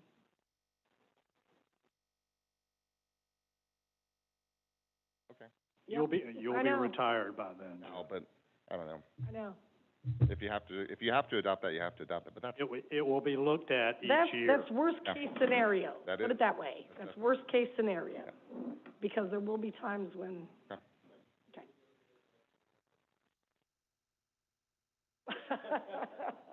Yes, Mr. Carnes, before Mr. Preston. And then we go. I appreciate it. I was, just thinking about, like, the town center project where they did all these improvements onto the, city property when they're looking at a project. If a project is willing to do some improvements onto city-owned property, is there any way that those fees could be lowered if someone was willing to do something, special for the city? I guess that's my question to Jerry. So in other words, it'd be like credits towards what those fees are. Yeah, Similar to what has been done with the county fees. In yeah, 'cause I look at Madeira Way and I know, so I paid for my buildings along 150th for certain things. Public access along the waterfront and that's gonna be beautiful brick pavers behind the condo buildings and that. That's a gift to the whole community, 'cause now the people can walk along the water, get to the town center. The sidewalks, the brick pavers and that were done, the landscaping, that we had done on city property. I'm just wondering if in a project that is being negotiated, is there any relief if someone's willing to invest a lot of money into the city-owned property? Right-of-ways and what have you? For a development, yeah. So the statute is increasingly granular with requirements for credits. And the idea is that anyone who does improvements to public property gets a credit for that. And those credits can be transferable, they're making them very tangible. So the answer to Mr. Karn's question is yes. And generally what happens is that in a large project, you almost always, particularly in a small town, have a development agreement. And those terms are then negotiated through the development agreement in terms of the city wants to do something that's in their capital improvement plan, or maybe it's not, but they'd like to put it in their capital improvement plan sooner because an opportunity arises. You do that, and then you figure out, what it's going to cost the city to make that capital improvement. And because Mr. Carnes is tearing up the roads and building new structures and just all sorts of, there's generally a savings to have the developer do that, which is what the county negotiated as part of the development agreement for the town center. Those are county roads basically that are affected, and so they gave credits. Some of those credits benefit the city as well. That's part of the development agreement. They gave those credits, and in the current legislation, the bill that just passed or was just signed on Friday, that crediting aspect has been made even more beneficial to the developer. Okay. Is that basically dollar for dollar? Yes, sir. In fact, I think that is actually the language in the statute. Thank you. Okay. And to address the 7-year aspect, just to make sure that that's clear, you have 7 years to spend the money. And the reason it's 7 years is because you may go through an economic slump, and the fees that you garner are $5,000, and then there's nothing for a long time, and you just can't do anything with that. But after, 7 years is, again, the comprehensive plan reevaluation cycle, and it's usually a pretty good indicator of economic swings. So you've got an opportunity to recover that. But a $1,000, $100,000 project comes in, you're going to have something in your CIP that you want to do with that, and you should. And that's what that whole process is about, is looking 5 years out, or sometime 10 years out, in terms of what you want to do with improving your public properties. Okay. Thank you, sir. Mr. Preston, do you still have something you wanted to comment on? Good. Thank you. Okay. So we're looking at initially 30%, then a 7-year phase-in to start on April 1st. It'd actually be 8 phases then. Yeah. The initial and then 7 past that. With Okay. a yearly review. Okay. Do I have a motion? So this, I don't like the complicated motions. Go ahead. I've been doing the last couple ones, so go Hey, ahead. before you, Just in case I have any questions on your motion. okay. Please. Yes. so the motion, we've got an ordinance that you're adopting, okay? Got So it. it'd be a motion to adopt ordinance 2021-10, and then any other additional direction that you wanted to give. Okay. I will make a motion to adopt ordinance 2021-10, with a start date of 4/1/22 at 30%, being phased out over 8 years with a yearly approval at fiscal year budget time. I'll second. Okay. Was that good, Tom?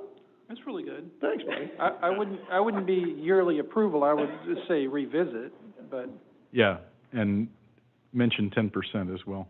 I'm not going to repeat it, so we're going to go with Yes, that. you have to, though. Doesn't he? All right, let's try it again. All right, I make a motion to approve ordinance 2021-10 with a start date of 4/1/22, starting at a 30% of the total cost with an 8-phase increase, subject to yearly review 10%. at 10%. at 10%.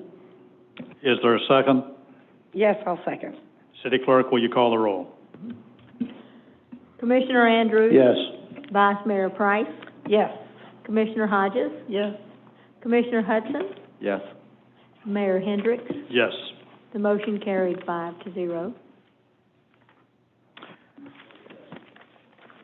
Next is development agreement between the City of Madeira Beach and JJB Property Holdings LLC.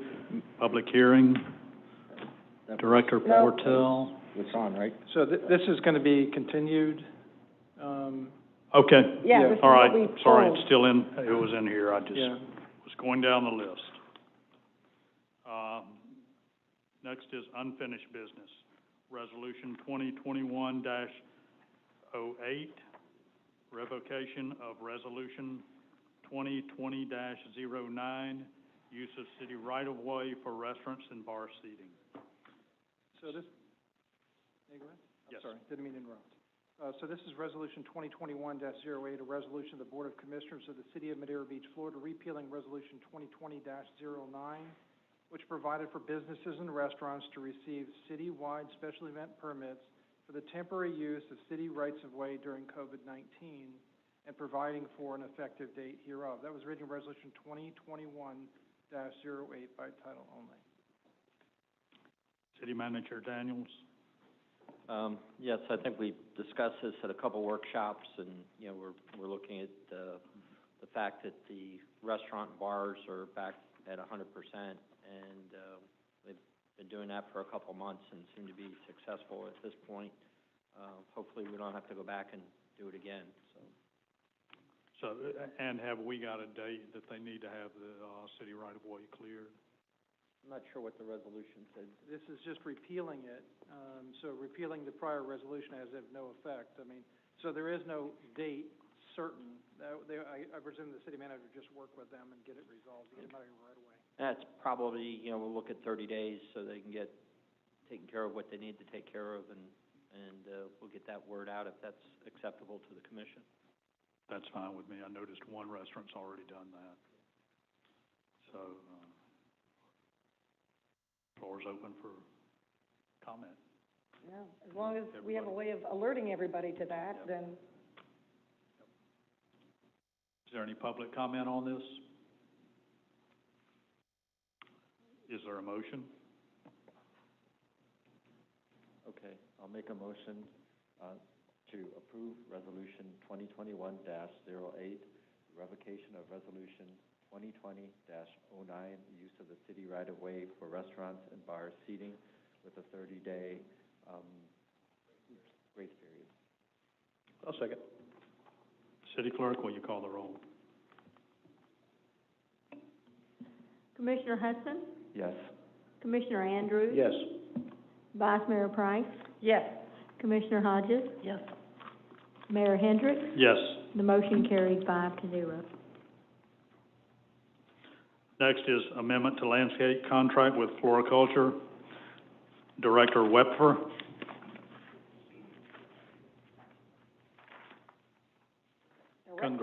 Congratulations, by the way. Director. Thank you very much. Good evening. No. Okay, well, you know, it's on your plate. Yes, tomorrow. You can't delegate that one. Yes. So this comes before you. We are within our extension period of the landscaping contract. You guys have in front of you the map that this covers. So this is everything except for the city center and the ball fields. That is a separate contract. No cost has changed. And after this renewal, we'll still have one more extension should we decide to do so. And I think they reduced that last year, right? They did. They reduced it by $10,000 from the previous bid. Okay. Any discussion amongst the commission? No. Good job holding the line. No. No. Is there any public comment on this?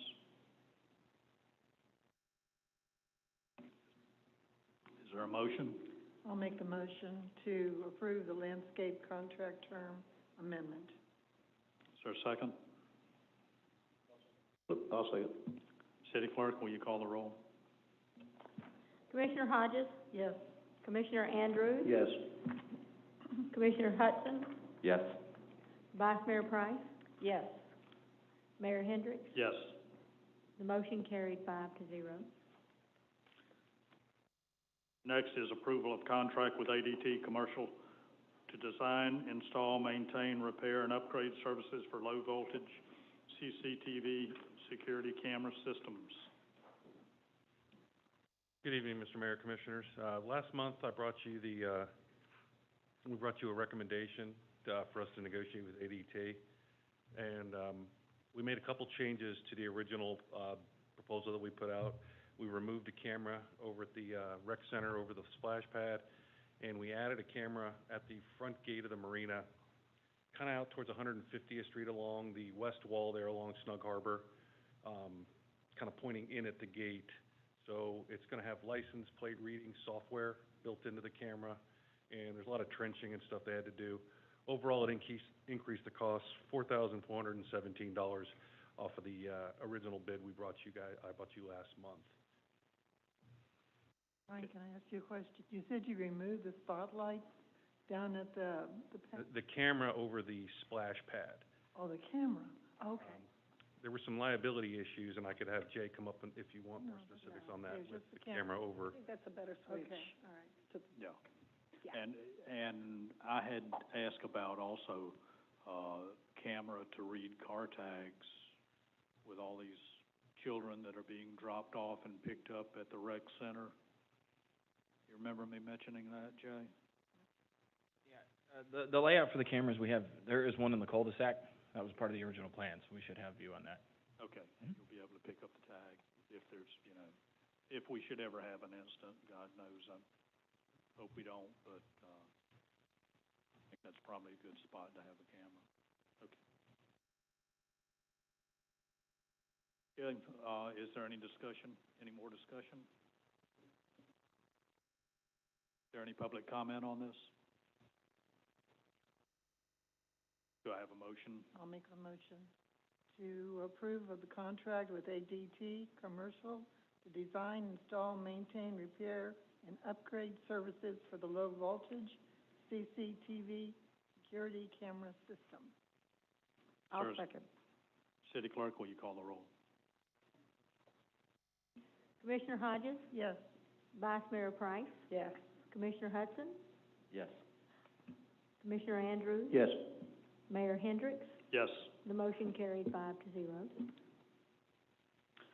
Next is RFP 20-10, athletic field lighting contract. The gift that keeps on giving. Yeah. Well, good evening again. So this is a project that is, 4 or 5 years in the making. I brought this in March with the RFP results that we had. NGU Ephesus was the #1 ranked bidder of the 4. We had a couple of questions that were posed by the board and a couple of questions that were posed by others, and we cleared those up through the process, and then we also got the price within the budget. So if you look at, we're budgeted $330,000 for the project. We're looking at a project cost of $313,500 plus the 5% contingency of $16,500. So it puts us right at $330,000. So within the budget, looking at a energy saving project that will get us many, many years down the road. So I do have a representative from NGU Ephesus here if you guys have any additional questions. But we were looking to approve the project and get started, looking at a 6 to 8 week process once we sign the contract. So order installation, and then we're looking and trying to schedule in August, due to that is potentially our slowest month of the year. So if we can get those lights done in August, then we'll be ready to go and hopefully not have to talk about this as long as I'm here. Okay. This is the system you can actually turn the lights on and off from your cell phone? Yes, sir.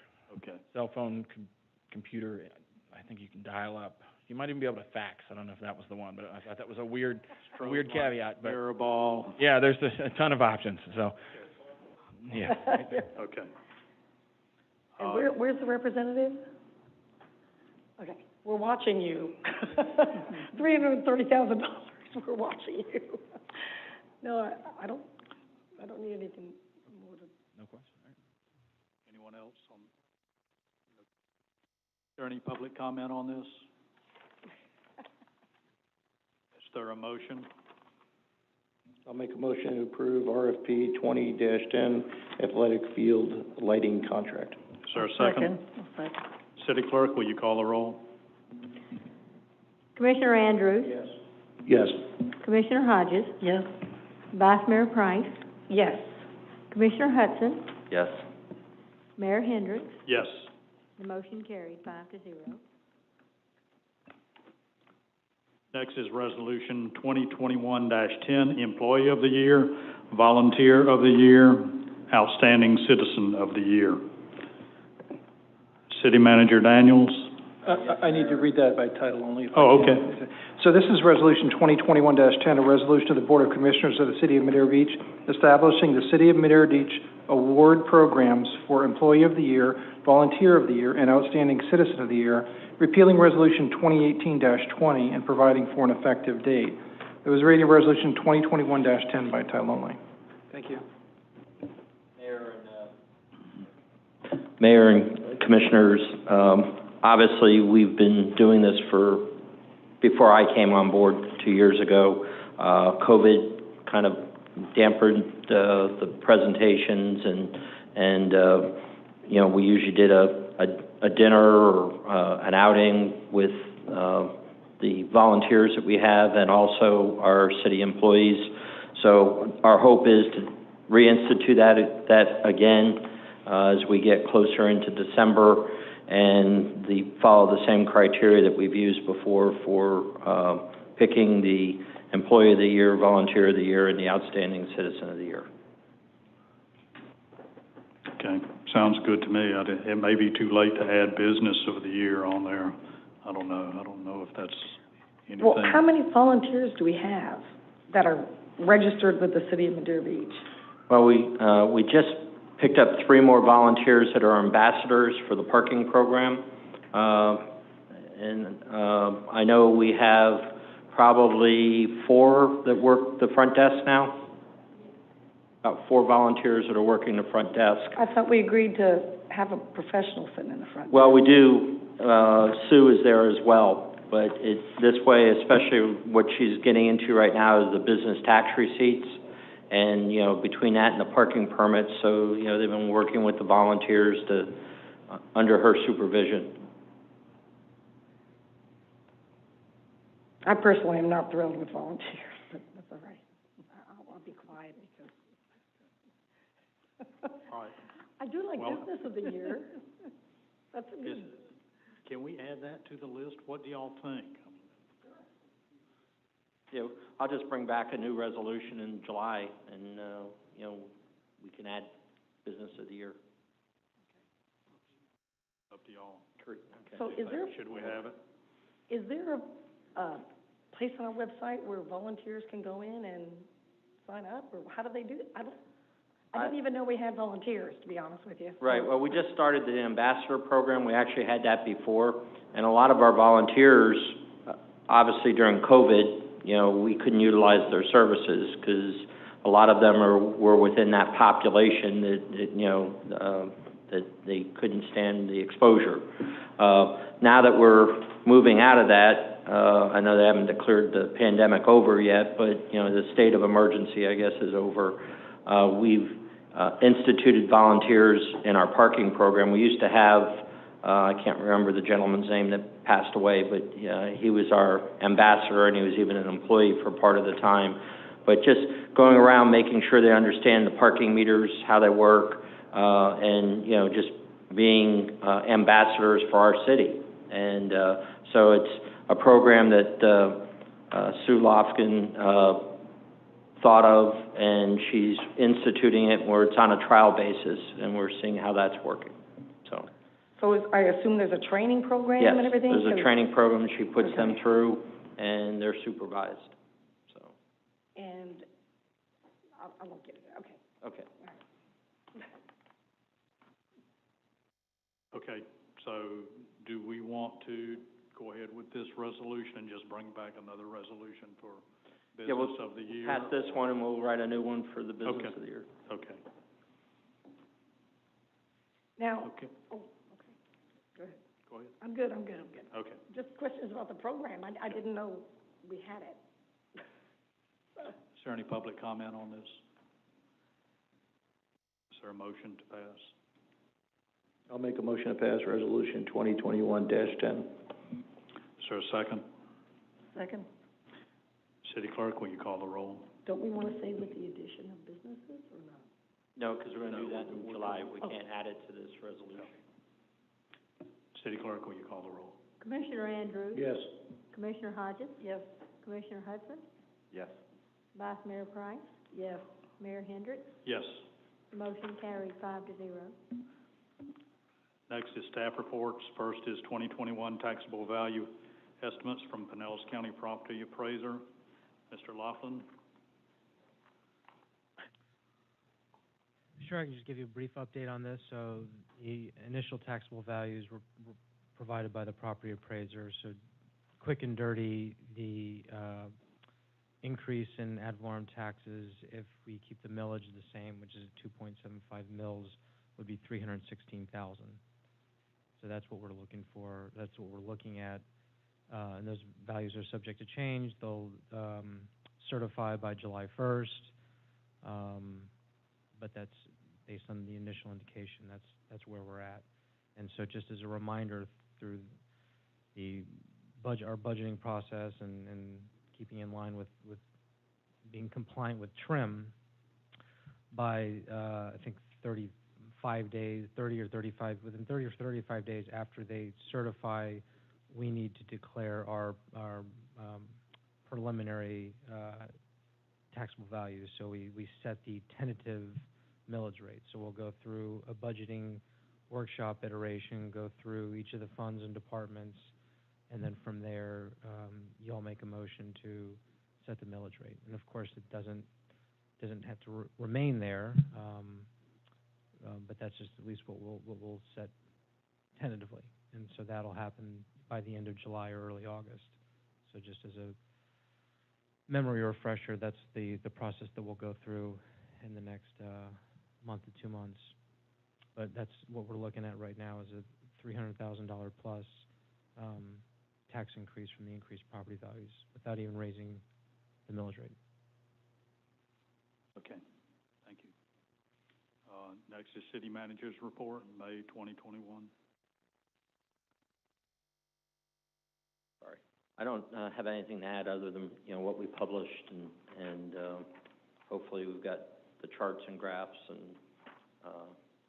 everything completed the way that you all like it.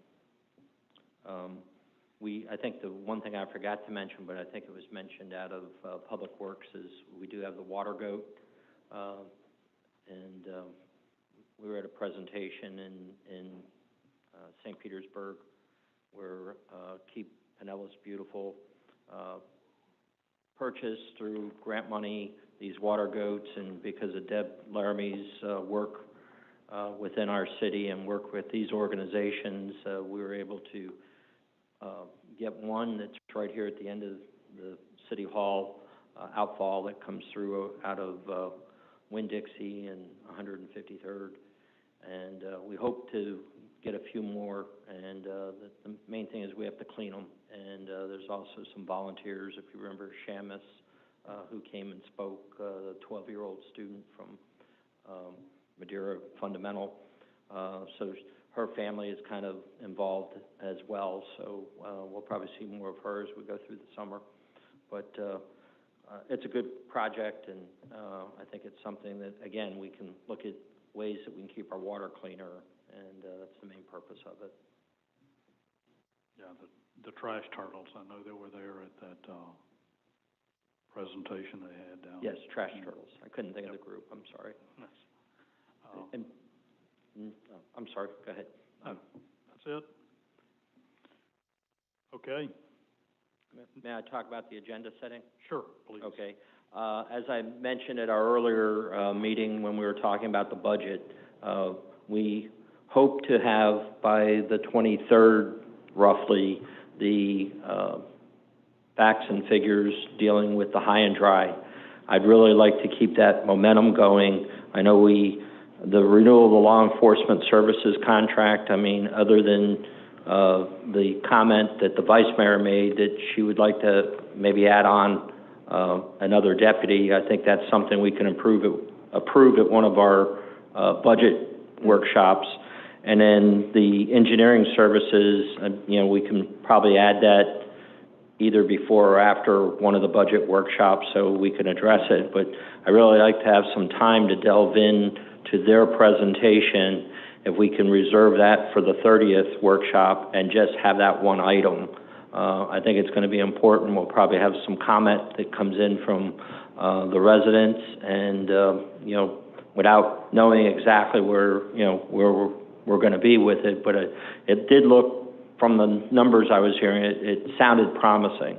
I can't say it looked promising because we haven't really seen anything, but so if you can indulge me with that, I'd like to schedule that for the 30th and deal with these other two issues and any other issues that we have, even if we do a special workshop in July, to address anything that was pressing that you all want to cover. I think that's a good idea, because whatever we're going to need to know that information for the budgetary process. Correct. So that's fine with me, as long as that's okay with everybody else. Are we skipping the budget meeting? I'm sorry, we're skipping the workshop then? No, that will be the workshop. We're skipping discussion about bidding out engineering. But we haven't even talked about we haven't even done an agenda setting meeting for the workshop. I mean, those aren't the only two items, I don't think. I mean, we haven't even asked anybody if they wanted to add anything, so.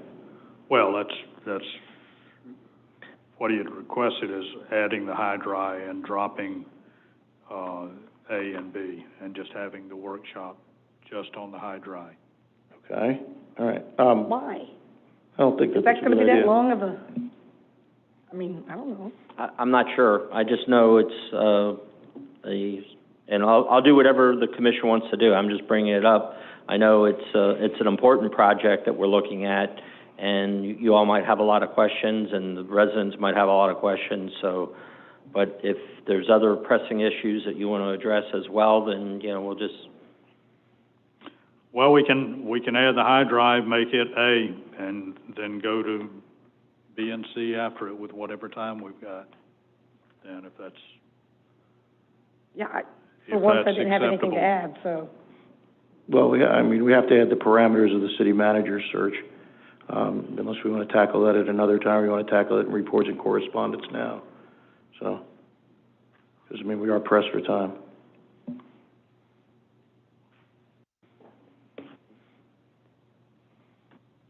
okay. I'm sorry. Go ahead. I agree, and I think. I think that should be B. Yeah, we can. Like I said, we can take the B that's on here now about the contract. I think that's something we can add into our budget. Obviously we're going to do a renewal. They dictate how much that's going to be. The question's going to be, do you want to add that position? And I think we can do that more under the budget workshop to make that determination.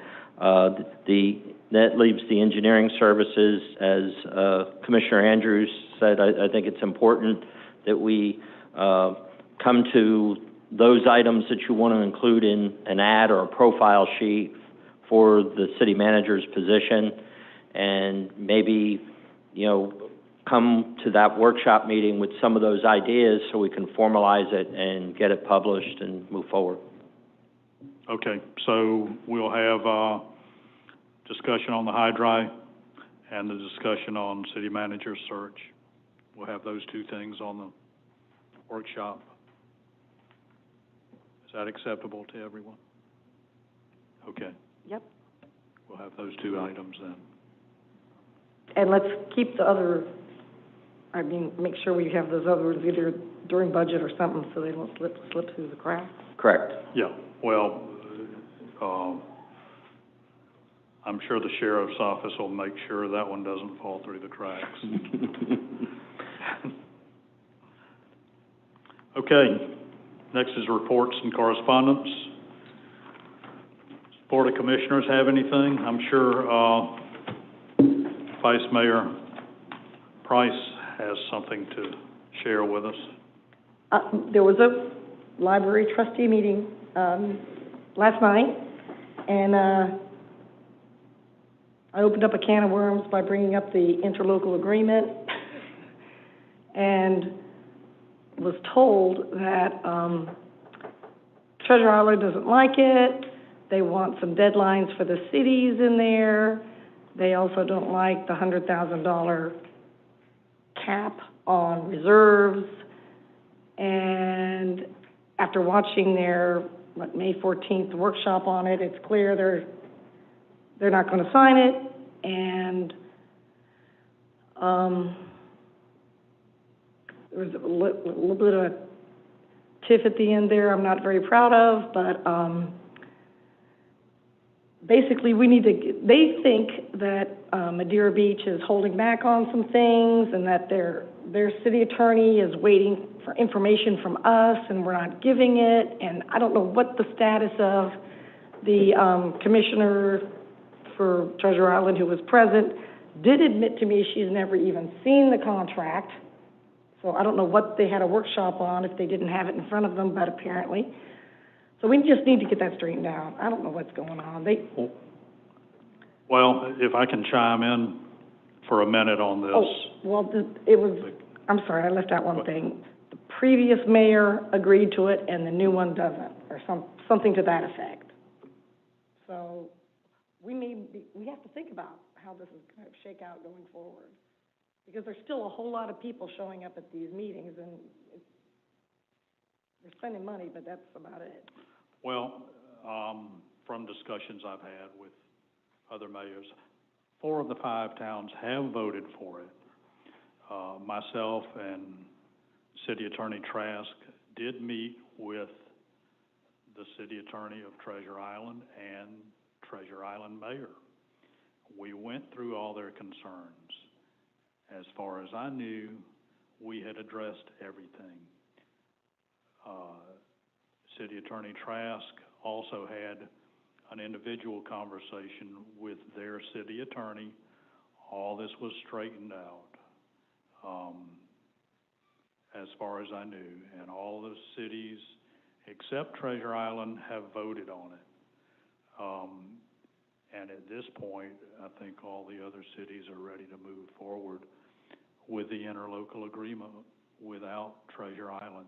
That doesn't mean they can't participate in the library. It just means they won't be a part of the interlocal agreement. And part of the point that's being missed, this interlocal agreement is between the cities. It is not with the library.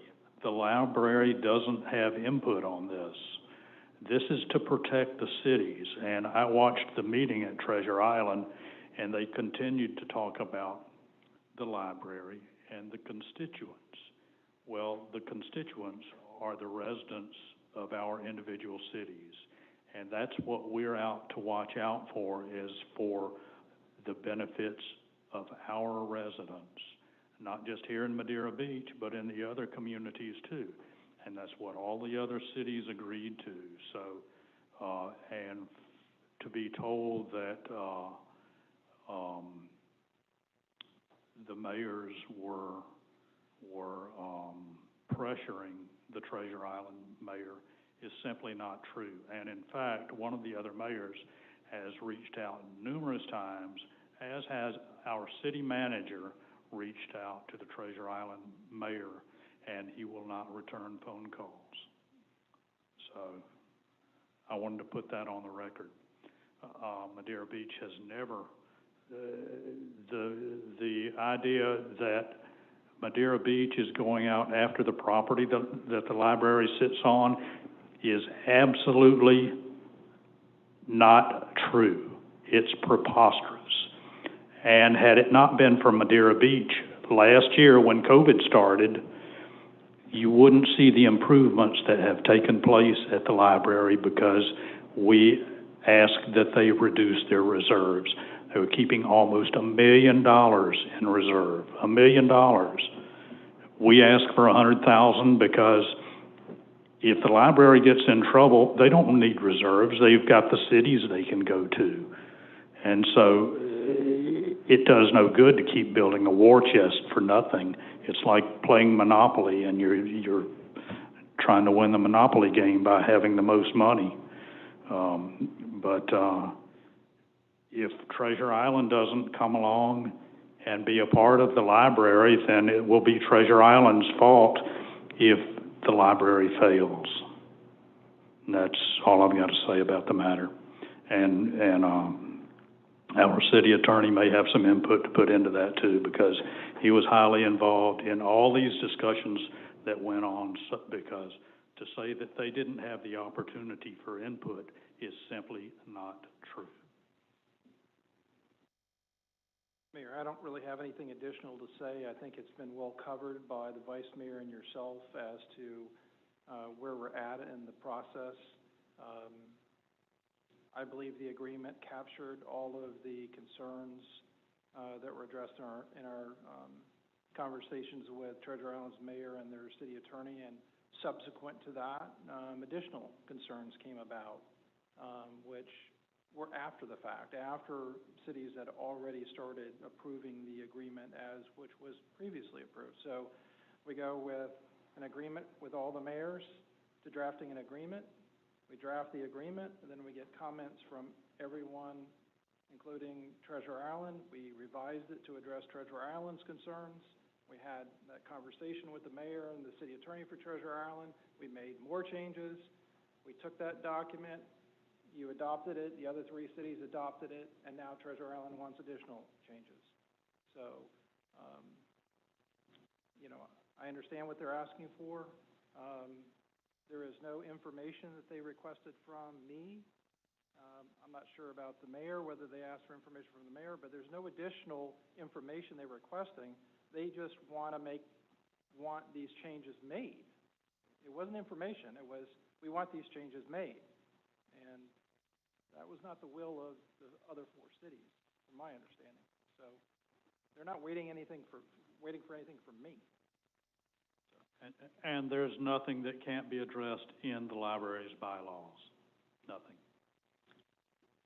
So, right now, the interlocal agreement, well, it's no good without Treasure Island's signature on it, correct? It's supposed to go into effect October 1st, I believe, right? So if Treasure Island doesn't do it, we may want to amend the current agreement to basically cut their name out of the title. But otherwise, there is an interlocal agreement between the four cities so far. So the other four that have signed it, or the four that have signed it. So if we want to clean it up and take Treasure Island completely out of it because they're mentioned, we can do that. Okay, I'll approach the other mayors, and we'll just remove Treasure Island's name from the interlocal agreement.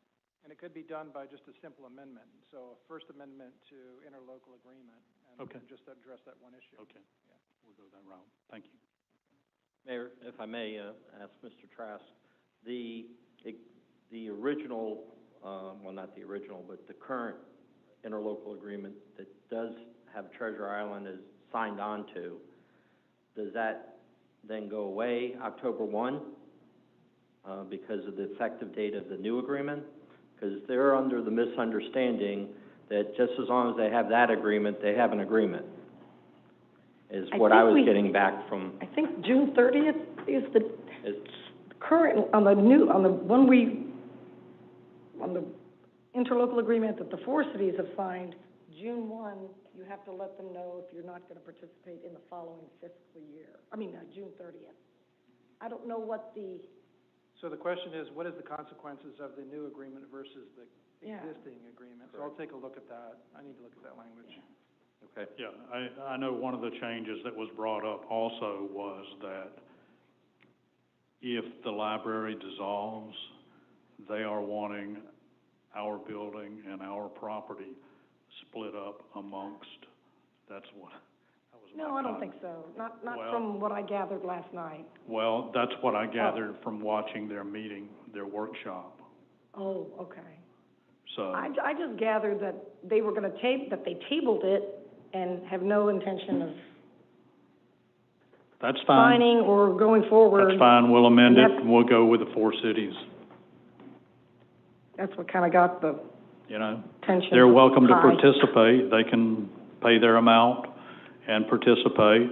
If they decide not to do that, then If the library folds, then that's on Treasure Island. Okay. I do have one final thing when everyone else is done, when everyone else Okay. is done. Anyone else? Okay. These just work. City Attorney, have you got anything else for us? Did you hear that? Today was the last day of school. I want to thank all the teachers and students and everybody at Madeira Fundamental and the crosswalk people that are always so nice to me and let me ride my bike across and not walk Okay. it like the children. Okay, now, Mr. Trask, have Well, you got anything else? Yeah, it's not city business, but it's something that's really, really good that's happened, and some of you are aware of the fact that, you know, my son is an Army Ranger, and he's a sergeant, and he's currently stationed in Fort Collins, in Colorado, but he's been in the combat zone in Afghanistan for the past 10 months, and he has just arrived home in Colorado. So I'm very excited, and I think I may have mentioned to you that I may be taking a couple of days off to fly out to Colorado to see him, so I'll try to coordinate that with you to make sure that that's not an issue, but I haven't seen him in almost a year. But I'm really happy he's home safe this time. This is his second deployment to Afghanistan. So I'm glad the soldiers are finally coming home. Yep. Thank you. Thanks.